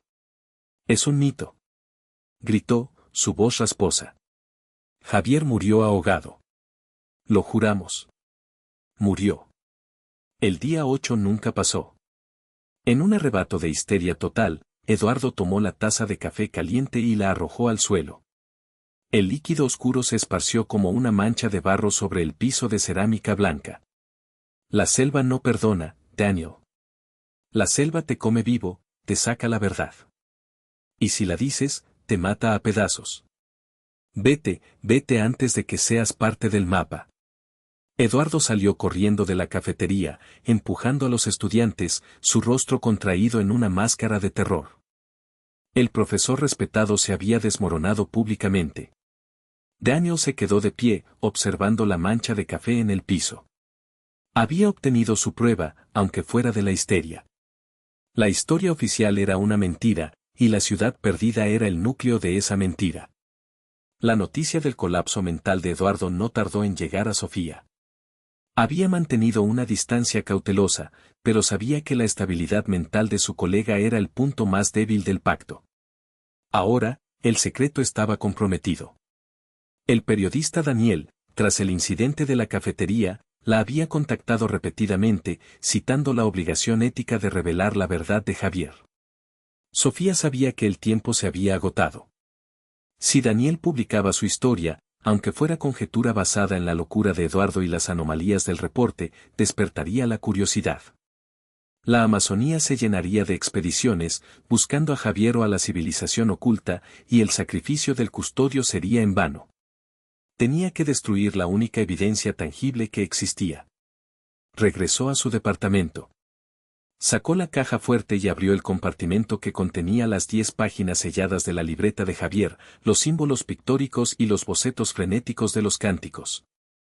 El papel, fino y amarillento, olía a selva, a conocimiento prohibido. Mientras sostenía los dibujos, sintió la resonancia del mapa silente más fuerte que nunca. Si quemaba esto, el conocimiento se perdería para siempre. El sacrificio era doble, la vida de Javier por la selva y la verdad de Sofía por el silencio. Se sentó en su mesa de trabajo, poniendo una olla de agua a hervir. No usaría fuego, el humo ya había sido un sacrificio. Ahora usaría el método de la disolución, de la purificación por el agua. Con guantes, tomó las 10 páginas. Una por una, las sumergió en el agua hirviendo, permitiendo que la tinta y el papel se desintegraran lentamente. Los símbolos pictóricos se volvieron borrosos, las espirales se desenrollaron, las líneas quebradas se disolvieron en una pulpa gris y turbia. Mientras observaba el conocimiento de Javier convertirse en lodo inerte, Sofía sintió una paz profunda. Estaba enterrando la verdad, protegiendo a la ciudad perdida de Yakumama con su propio olvido forzado. «Descansa en paz, Javier», murmuró, su voz ronca por la emoción. «Ya nadie sabrá el camino». Cuando el agua se enfrió, vertió la pulpa por el desagüe. El conocimiento ancestral, el mapa silente, fluía hacia el sistema de alcantarillado de la capital, una metáfora de la verdad siendo digerida y expulsada por la civilización moderna. Guardó los guantes y el recipiente, limpiando cada rastro. No había evidencia. Solo el trauma en Eduardo y la memoria en ella. Daniel, ¿qué quieres lograr con tu investigación?, preguntó Sofía, bebiendo su café con calma. El periodista, envalentonado por el colapso de Eduardo, mostró una carpeta llena de conjeturas. Quiero la verdad sobre Javier. Sé que regresó. Y quiero saber qué es Yakumama. Sofía sintió con gravedad. La verdad es que la selva te rompe, Daniel. A Eduardo lo rompió el miedo a la verdad. A Javier lo rompió la verdad misma. Si publicas esto, lo único que vas a lograr es convertir un mito local en un objetivo para la avaricia. ¿Crees que la verdad, por ser verdad, es automáticamente buena? Ella se inclinó sobre la mesa. Su mirada, grande y expresiva, tenía ahora el peso de la selva. ¿Y si me equivoco y está pidiendo ayuda? Si estuviera pidiendo ayuda, la pediría en español. Nos habló en un lenguaje que no es humano, Daniel. Era el grito de la tierra. Sofía sabía que la única manera de convencer a un periodista de no publicar una primicia mundial era sembrar la duda filosófica más grande. No le dio una prueba, le dio una responsabilidad. Si publicas esto, cientos de personas irán a buscar esa ciudad y la destruirán. Y matarás a Javier por segunda vez. ¿Estás dispuesto a cargar con eso por el simple hecho de ser el primero en decir una verdad que destruirá lo que dice proteger? Daniel sintió el peso. No era una amenaza, era una ecuación moral irresoluble. El periodista se fue con la carpeta vacía. Escribió un artículo sobre la fragilidad mental de los investigadores de campo en ambientes extremos, mencionando el trágico naufragio en el río Serpiente y el luto inconsolable de Eduardo. Fue un buen artículo, pero era una nota al pie de la historia. Pasaron los años. Eduardo nunca se recuperó del incidente en la cafetería. Solicitó una licencia indefinida por motivos de salud y se retiró a la costa de Veracruz. Vivía recluido, observando el mar, una inmensidad que le parecía controlable en comparación con la jungla. El miedo lo había inmovilizado para siempre. Sofía, por su parte, continuó su trabajo como consultora ambiental. Nunca volvió a la Selva Virgen. Operaba desde las fronteras, enseñando a las comunidades locales a valorizar lo que la civilización temía o ignoraba. Su misión era crear una franja de respeto y olvido alrededor de la Amazonía, un cordón sanitario de ignorancia benevolente. La ciudad perdida de Yakumama se mantuvo como un mito, un murmullo entre guías de río y antropólogos marginales. La ciencia se olvidó de Javier Flores, el biólogo ambicioso que fue consumido por la ambición o el río. Su muerte era una nota de cautela en los manuales de expedición. En el corazón inalcanzable de la Selva Virgen, el custodio continuó su vigilia. Javier se movía con la precisión de la naturaleza, un fantasma biológico, el guardián de una verdad tan grande que su única defensa era su inexistencia. Se había convertido en un mito vivo, su cuerpo adaptado, su mente fusionada con el mapa silente. En raras ocasiones, cuando algún explorador osado se acercaba demasiado al río Serpiente, al límite de lo permitido, sentían una presencia. No un ataque, sino una advertencia fría y absoluta. Una certeza instintiva de que no debían avanzar más. Algunos reportaban ver símbolos pictóricos pintados en troncos, marcas de barro y savia que desaparecían con la lluvia, pero que dejaban una huella de pánico en la mente. Era Javier, el custodio, cumpliendo el pacto. Había muerto para la civilización y había renacido para la selva. Y gracias al silencio y al sacrificio de los que lo amaron, la ciudad perdida de Yakumama seguiría siendo el latido no catalogado del mundo. El secreto de los 7 días desaparecidos no era un tesoro por encontrar, sino una tumba por respetar. Y así, la historia de Javier Flores, el hombre que regresó solo para asegurarse de que el mundo creyera su mentira, se selló para siempre en el corazón verde e implacable del Amazonas. Eduardo, a casi 2 años del regreso transformador de Javier, vivía encapsulado en un pánico perpetuo disfrazado de rutina académica. Había ascendido rápidamente en el claustro universitario, usando la trágica historia de la expedición como una macabra credencial. Era el biólogo que había sobrevivido a lo inconmensurable, un mártir científico a quien la selva había perdonado a cambio de la pérdida de su colega. Pero su éxito era una jaula. Las noches eran la peor tortura. El sueño no ofrecía descanso, sino un viaje sin boleto de regreso a la ciudad perdida de Yacu-Mama. Soñaba con el cántico en lenguas arcaicas, que no era un sonido, sino un ritmo que hacía vibrar sus huesos. En sus sueños, veía los símbolos pictóricos danzando en la oscuridad, y cada espiral parecía señalarlo, acusándolo de cobardía y de traicionar el pacto de silencio. Se había vuelto paranoico con el agua. La simple ducha le provocaba náuseas, recordándole la humedad persistente del campamento San Lázaro y el río que había entregado a Javier. Bebía botellas de agua purificada, rechazando el agua de la llave, convencido de que la selva, a través del ciclo hidrológico, podía infiltrarse en la civilización y castigarlo. En una tarde gris de Ciudad de México, Eduardo preparaba una presentación sobre bioética. Las diapositivas mostraban fotografías glorificadas de expediciones pasadas. Se detuvo en una imagen de Javier, sonriente y ambicioso, tomada días antes del naufragio en el río Serpiente. Ese Javier ya no existía, había sido reescrito por la selva. De repente, un ruido en el pasillo, pasos firmes y secos. No eran los pasos casuales de un estudiante. Eduardo se levantó de golpe, su corazón latiendo como tambor de guerra. ¿Había llegado el ajuste de cuentas? Había roto el silencio sin saberlo, y el custodio había enviado un emisario de la selva para reclamarlo. Agarró el único objeto que le daba un falso sentido de seguridad, una pesada pisapapeles de obsidiana, un recuerdo de un viaje anterior a Chiapas. Esperó, respirando con dificultad. La puerta de su oficina se abrió suavemente. Era un conserje, pidiendo permiso para limpiar. Eduardo sintió una oleada de vergüenza y alivio.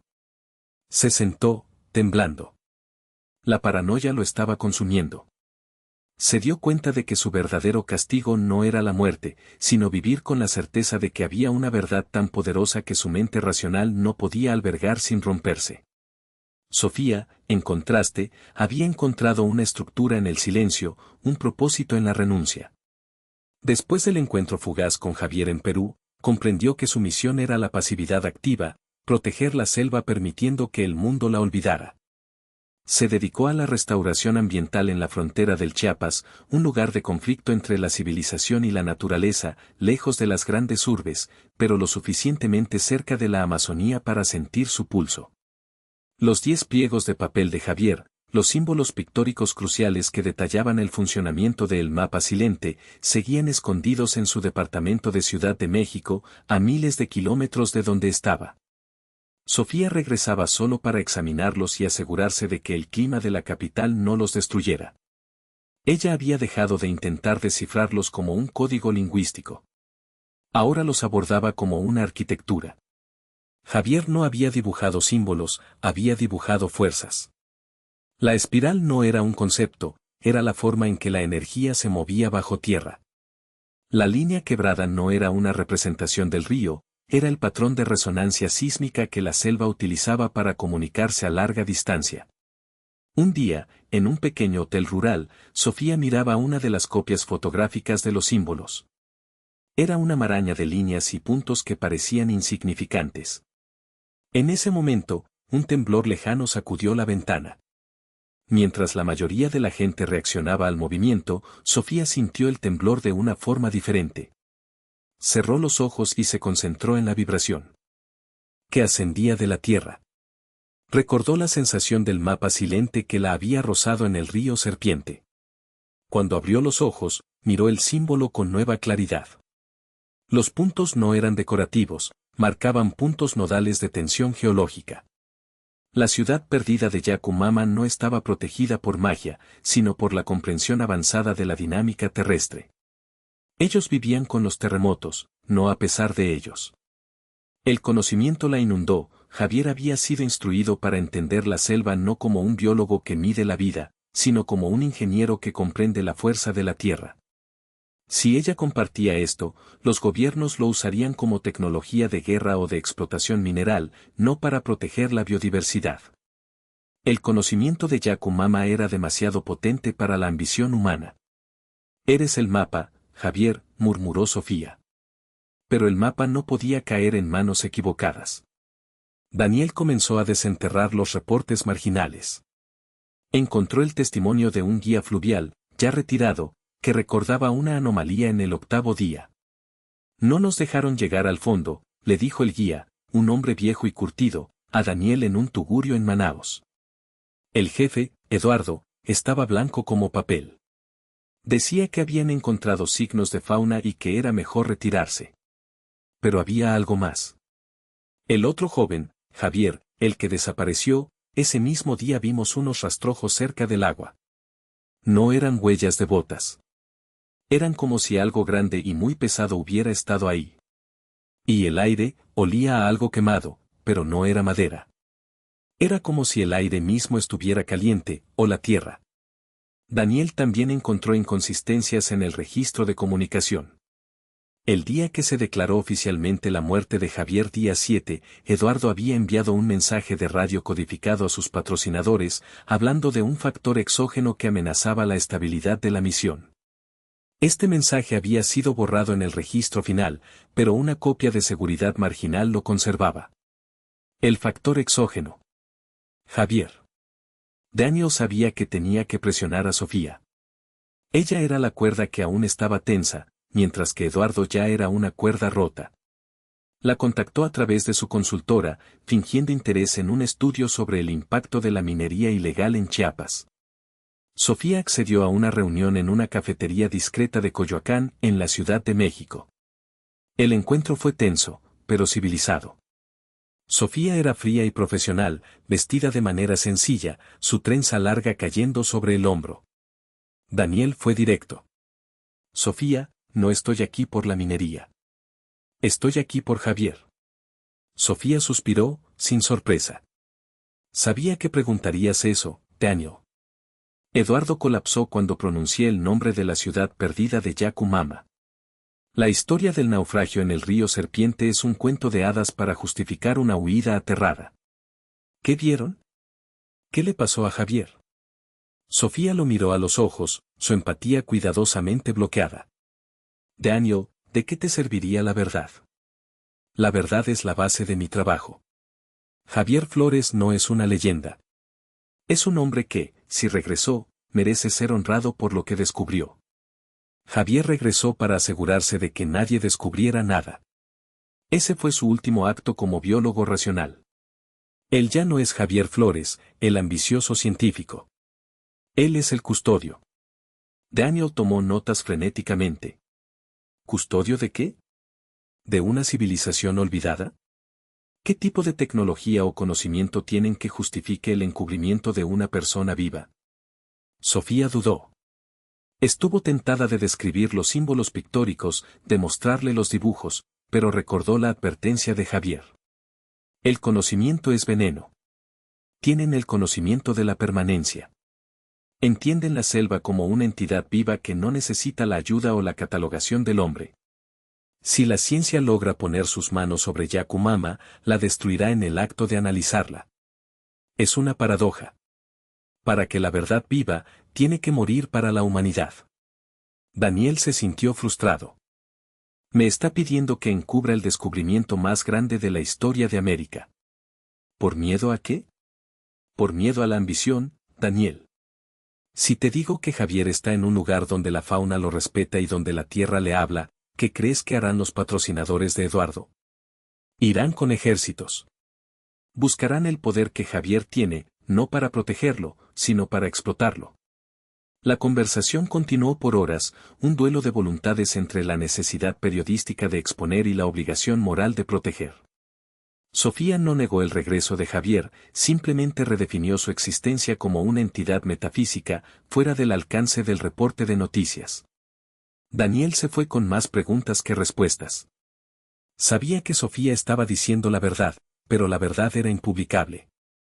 Era una historia de terror disfrazada de mitología. A pesar de la conversación con Sofía, Daniel decidió que el público merecía saber al menos que la historia oficial era falsa. Se enfocó en Eduardo, el eslabón débil. El impacto fue inmediato y devastador. Para Eduardo, la publicación fue el fin de su frágil paz. El reportaje reavivó la atención de los medios y los académicos. Lo tacharon de incompetente, de encubridor, y la universidad le pidió explicaciones formales. Esa noche, Eduardo estaba solo en su departamento, bebiendo tequila directamente de la botella, intentando ahogar los cánticos. El artículo de Daniel estaba impreso en su escritorio, la tinta negra brillando bajo la lámpara.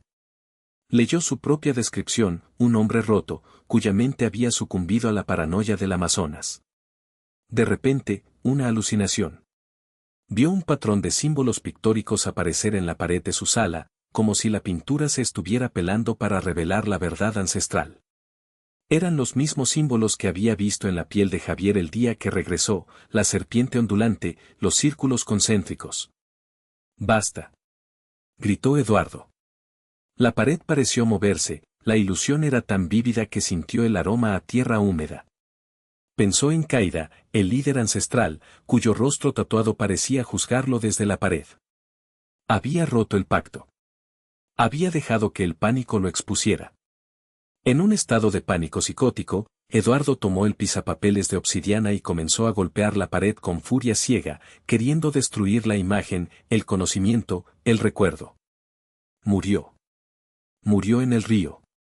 No regresó. Mentimos. Para que no fueran por él. Los vecinos llamaron a la policía por los gritos y los golpes. Cuando los oficiales forzaron la entrada, encontraron a Eduardo Moncada, el respetado biólogo, cubierto de polvo y yeso, jadeando, acurrucado en una esquina de la sala, susurrando en un tono gutural que no era español ni inglés, un débil eco del cántico en lenguas arcaicas que había absorbido inconscientemente hace 2 años. El escándalo fue total. Eduardo fue ingresado en una institución psiquiátrica. Su vida académica se disolvió en el mito de la locura de la selva. La verdad no había sido revelada, sino que se había manifestado como demencia, un mecanismo de defensa definitivo para el secreto. Cuando Sofía se enteró del destino de Eduardo, no sintió lástima, sino una resignación fatalista. Eduardo había fallado en su tarea de mantener el secreto en su interior. Ahora, la mirada pública se centraría en ella, la única testigo sana. Daniel, sintiéndose culpable por haber empujado a Eduardo al límite, contactó a Sofía. «Lo siento, Sofía. No debí presionarlo». Pero su reacción, el pánico, ¿significa que todo lo que dijiste es verdad? «Significa que la selva te da 2 opciones, Daniel», respondió Sofía, con la voz plana. «La locura o el silencio». Eduardo eligió la locura. Sofía sabía que Daniel, a pesar de su ética, era periodista. Si ella guardaba las 10 páginas, si existía la más mínima posibilidad de que fueran descubiertas en un allanamiento o un robo, el sacrificio de Javier y el colapso de Eduardo habrían sido en vano. Viajó a su departamento. Sacó la caja fuerte. Los símbolos pictóricos de Javier eran hermosos y aterradores, la codificación de un mundo que la humanidad había perdido. Eran el mapa silente, la llave para encontrar la ciudad perdida de Yakumama. Esta vez, no usó fuego ni agua tibia. Preparó un ácido de uso industrial, potente y corrosivo. Quería una aniquilación total de la materia. Con guantes y máscara, Sofía colocó las 10 páginas en un recipiente de vidrio grueso. Vertió el líquido corrosivo sobre ellas. El papel se arrugó, se desprendió un humo denso y acre que olía a químicos y a la muerte de la información. Los dibujos, la representación de las corrientes subterráneas, la invocación de los jaguares, las líneas quebradas del destino, todo se derritió en una sopa química, gris y burbujeante. Observó la destrucción sin pestañear. No era un acto de pérdida, sino de cumplimiento. Estaba garantizando la vida de una civilización a expensas de la verdad histórica. Cuando el proceso terminó, neutralizó el ácido y vertió el residuo en un contenedor sellado para desechos peligrosos, asegurándose de que ni siquiera el rastro químico pudiera ser analizado. La evidencia había desaparecido para siempre. Sofía regresó a su trabajo en Chiapas. Nunca más mencionó a Javier o a Eduardo. Se convirtió en una especialista reconocida por su profundo, aunque misterioso, respeto por las fronteras biológicas, una guardiana de la periferia. Daniel se alejó de la historia de El Dorado.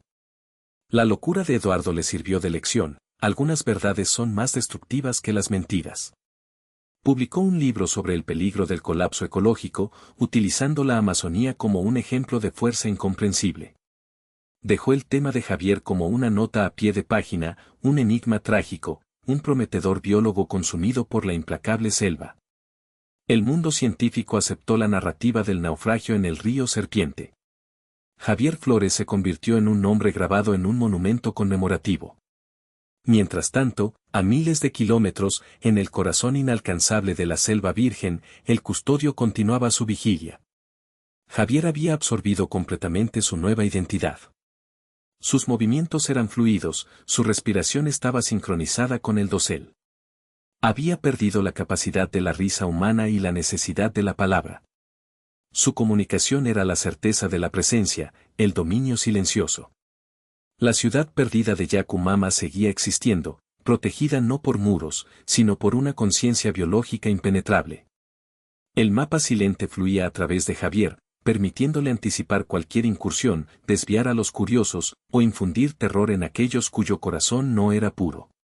En la periferia del río Serpiente, los lugareños a veces encontraban rastros, símbolos pictóricos grabados en barro fresco que desaparecían al atardecer, o escuchaban cánticos en lenguas arcaicas que el viento arrastraba de lo profundo, sonidos que resonaban con la geología, no con la voz humana. Javier, ahora conocido por los ancestrales como Teyuara el que escucha la tierra, ya no habitaba el tiempo lineal de la civilización. Su existencia se había fundido con el pulso biológico de la ciudad perdida de Yakumama. Los 7 días que lo llevaron al borde de la muerte en el río Serpiente y su posterior renacimiento, no habían sido un evento traumático, sino el crisol de su nueva conciencia. Había muerto el biólogo, el racionalista, el ambicioso hombre de ciencia que buscaba catalogar la vida, había nacido una extensión de la propia selva. 2 años después de su reaparición y la consecuente desaparición de Eduardo en el laberinto de la locura, y el acto de purificación de Sofía al destruir los símbolos pictóricos, el equilibrio se había restablecido. La civilización había girado su cabeza, convencida de que solo había habido tragedia y demencia. Pero Javier estaba allí, activo, operando en el silencio. Su cuerpo había experimentado una metamorfosis. Ya no era delgado y atlético por él.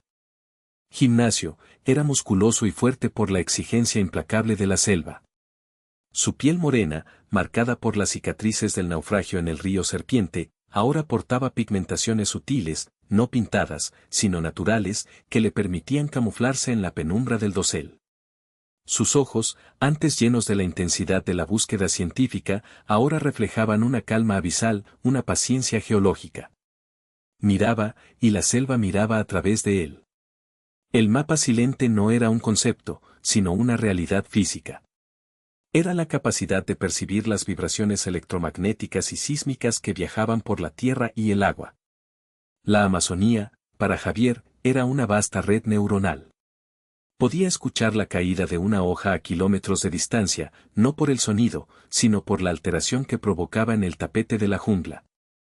El río Serpiente, que una vez fue su enemigo, ahora era una línea de comunicación, un cable de fibra óptica natural. En una mañana cargada de neblina, Javier se encontraba en el perímetro exterior, cerca de donde las aguas rápidas se calmaban en un remanso. Estaba en cuclillas, inmóvil. El sol intentaba perforar la capa de humedad, y el aire era un espeso caldo de vida. Percibió una anomalía, un ruido blanco en la sinfonía orgánica de la selva. No era el movimiento natural de los animales o el viento. Era la frecuencia de la duda, de la ambición humana. Alguien se estaba acercando, a varios días de caminata, pero moviéndose con una dirección demasiado calculada para ser un extraviado. Javier cerró los ojos y permitió que el mapa silente lo inundara. El conocimiento fluía como una descarga eléctrica. Podía ver la huella de la bota en la tierra blanda a través de la resonancia de su peso. Podía sentir el metal de un machete cortando ramas jóvenes.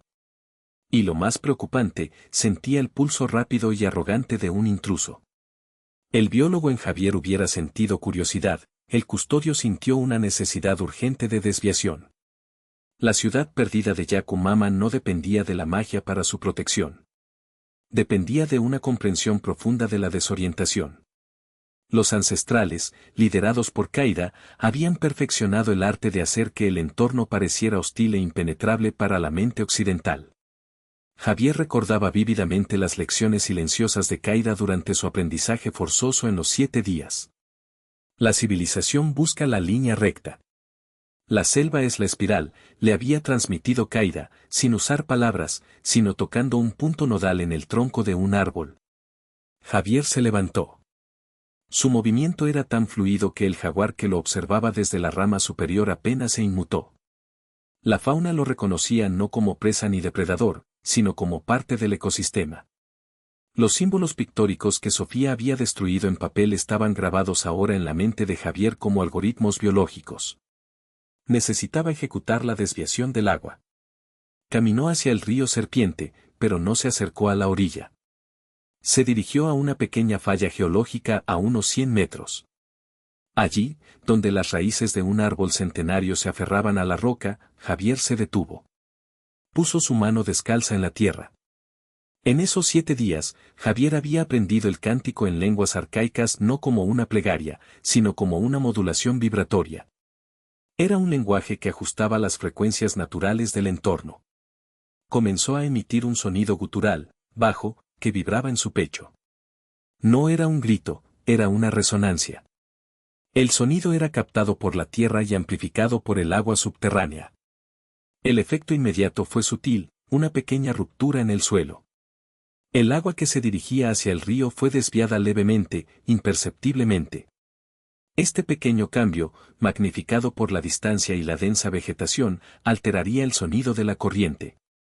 El intruso, que probablemente usaba el ruido del agua para orientarse, sería engañado. El intruso, llamado Ramón, era un geólogo de poca monta, contratado por una minera ilegal en Brasil. Ramón no buscaba especies vulnerables. Buscaba oro y niobio. Llevaba 2 semanas siguiendo antiguos rumores de un territorio prohibido donde el magnetismo del suelo era anómalamente alto. Ramón estaba exhausto. El calor del verano de 2013 era asfixiante. Él había estado usando un pequeño mapa satelital desactualizado, confiando en las líneas de drenaje para mantener el rumbo. Ya merito, murmuró Ramón, limpiándose el sudor con el dorso de la mano. Podía escuchar el rugido del río Serpiente, un indicativo de que estaba cerca de un punto de referencia que le habían dado los guías locales antes de que estos se negaran rotundamente a entrar a esta zona. Pero había algo raro en el sonido del río. Ramón ajustó su machete. El río, que antes sonaba a su izquierda, ahora parecía estar de frente. Se detuvo, confundido. Consultó su brújula, que, como era habitual en esta área, bailaba sin control debido a las extrañas anomalías magnéticas que tanto le intrigaban. Decidió avanzar hacia el sonido. Caminó durante media hora, esperando encontrar la orilla. Pero en lugar de agua, se encontró con una barrera densa de espinos y vegetación secundaria, un tipo de crecimiento que indicaba que el suelo había sido movido o perturbado recientemente. ¿Qué chingados?, se preguntó Ramón. Javier, a kilómetros de distancia, sintió la frustración de Ramón como una pequeña chispa de pánico en la red silente. El custodio sonrió, una expresión ajena a su rostro anterior. Javier se dirigió al interior de Yakumama. La ciudad perdida era un milagro de bioingeniería ancestral. No era un grupo de chozas, era un asentamiento simbiótico. Las estructuras estaban tejidas con lianas y troncos, vivas y creciendo, mimetizadas por el dosel. Los tejados eran jardines colgantes que disipaban el calor y absorbían el sonido.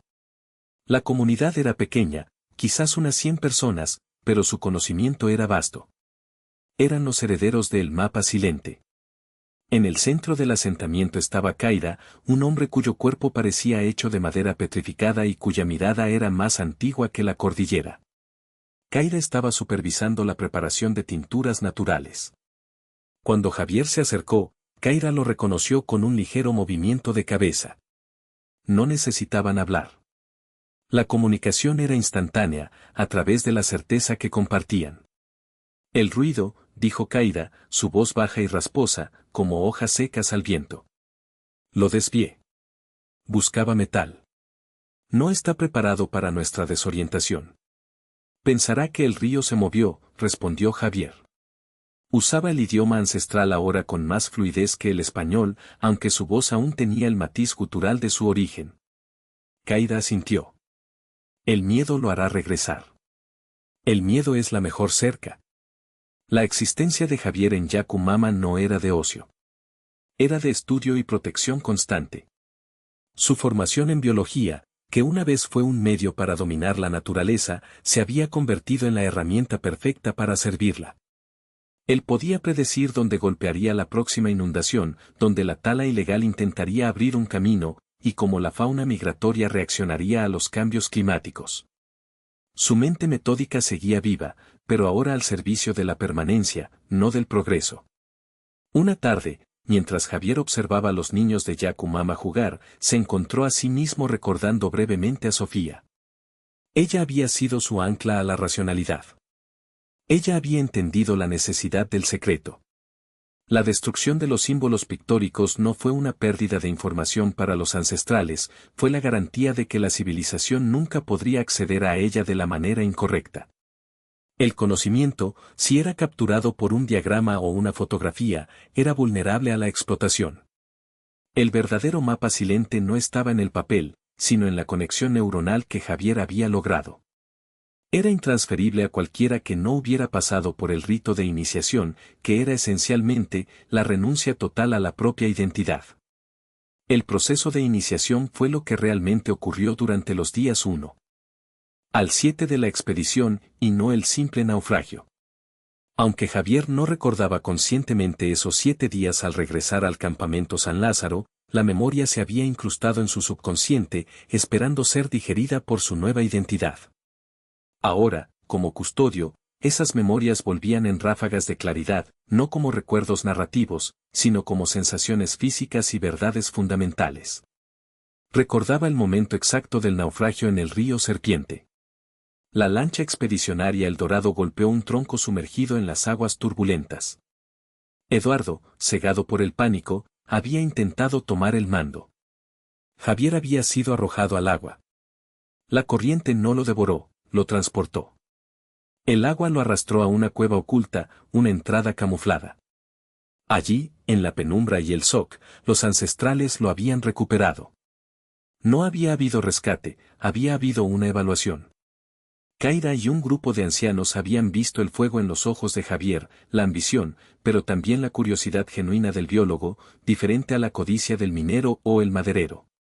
Vieron en él el potencial para ser la bisagra, el puente entre su mundo y el exterior. Los 7 días fueron una inmersión forzosa en el mapa silente.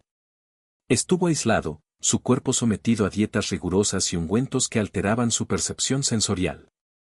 Los cánticos en lenguas arcaicas no eran sonidos que debía aprender a repetir, eran vibraciones que debía internalizar. El dolor de las heridas del naufragio se mezclaba con la sensación de que su sistema nervioso estaba siendo recableado. El momento culminante de la transformación fue la noche antes de su regreso día 7.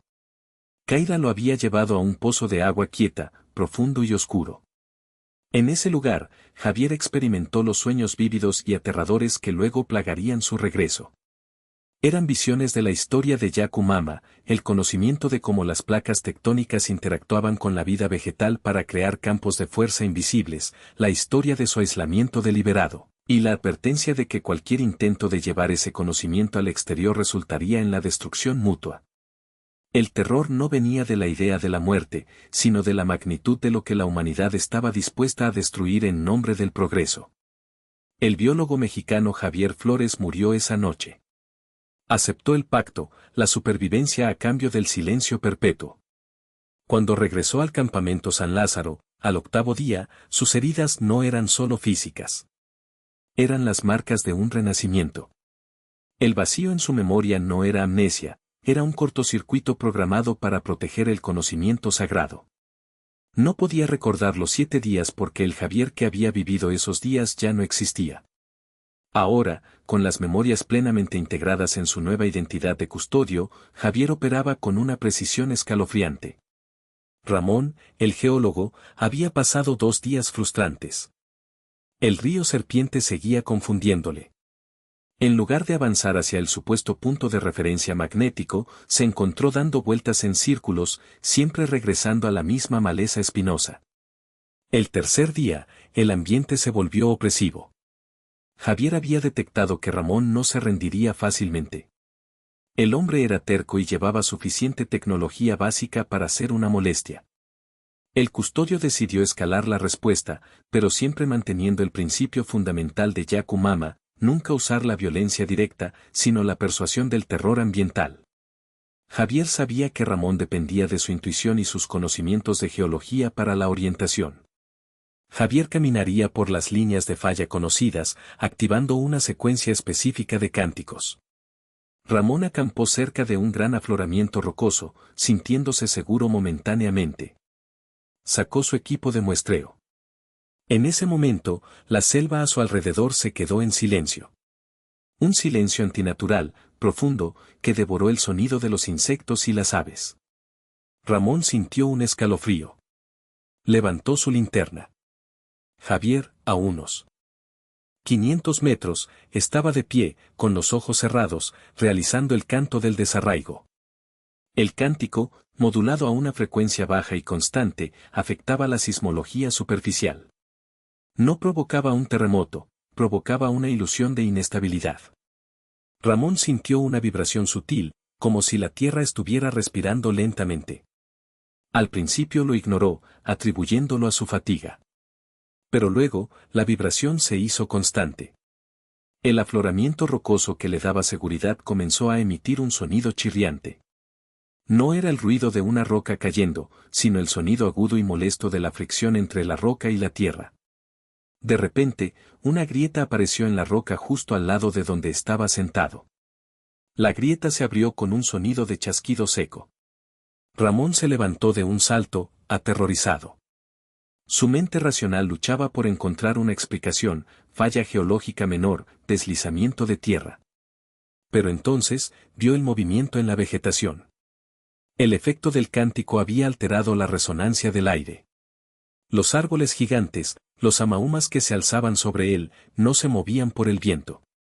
Sus copas vibraban sutilmente, pero de una manera que hacía parecer que la propia estructura de la selva estaba oscilando, viva. Ramón corrió hacia su mochila para recoger su radio satelital, desesperado por llamar a cualquiera, a Manaos, a la base. Javier intensificó el cántico, focalizando la energía en un punto cercano a Ramón. El suelo bajo Ramón se hundió un par de centímetros, lo suficiente para desequilibrarlo. Cayó de rodillas en el barro húmedo. Al levantar la vista, Ramón vio algo que congeló su sangre. Los animales. Los monos aulladores, que deberían haber estado gritando de alarma, estaban en silencio absoluto, observando a Ramón con una intensidad fría. Una familia de capibaras, generalmente indiferente, se había agrupado, sus ojos fijos en él. Y lo peor de todo, 2 jaguares, uno a cada lado del claro, emergieron lentamente de la penumbra. No se movían como depredadores acechando. Se movían como guardianes, lentos y deliberados, sin prisa, como si fueran extensiones del propio follaje.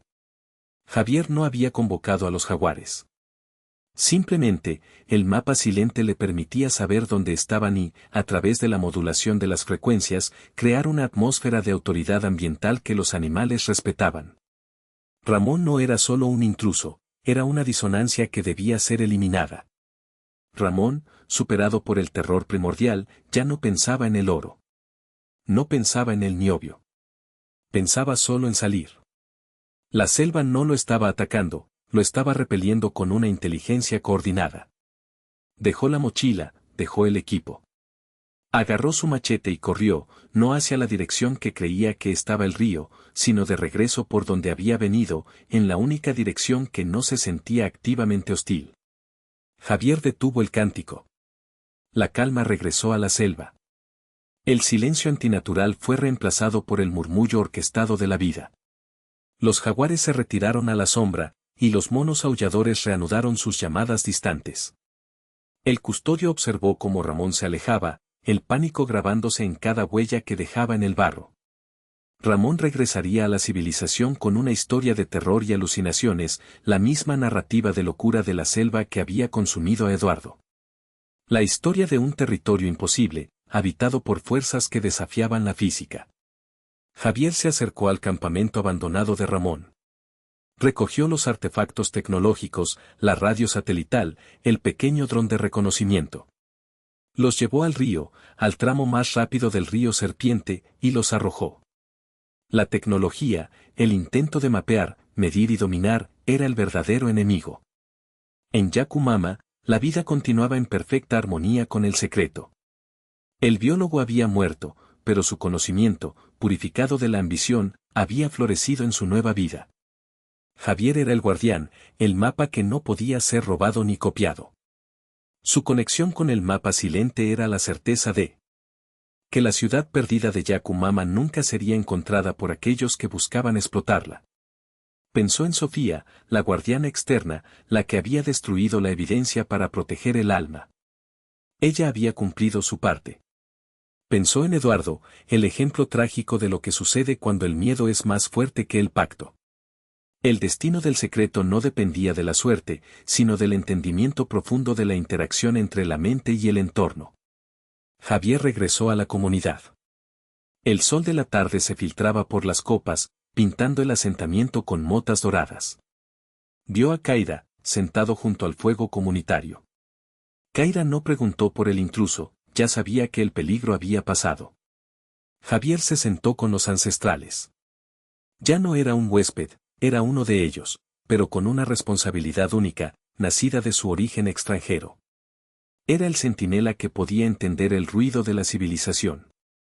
El conocimiento que Javier había traído de regreso era simple, pero revolucionario: la naturaleza no necesita ser salvada, necesita ser respetada en su vastedad incomprensible. La leyenda de Javier Flores, el biólogo mexicano perdido en el verano de 2013, perduraría en los anales académicos como una tragedia ambiental. Pero la verdad residía en el corazón de la selva, en la figura silenciosa que observaba las estrellas a través del dosel, sintiendo el latido de la tierra. El hombre que había partido en busca de especies vulnerables se había convertido en la especie más necesaria para la supervivencia ancestral. Había muerto, y al hacerlo, había garantizado que el mundo secreto bajo el río Serpiente viviría para siempre. El custodio sonrió de nuevo, esta vez con una paz total, un sentimiento que Javier Flores nunca había conocido. La selva lo había tragado por completo, y en su absorción, había encontrado su verdadera vocación. El pacto de silencio era la única forma de vida posible. Fin. Ponte trucha. Deja tu like y suscríbete para que no te pierdas el siguiente.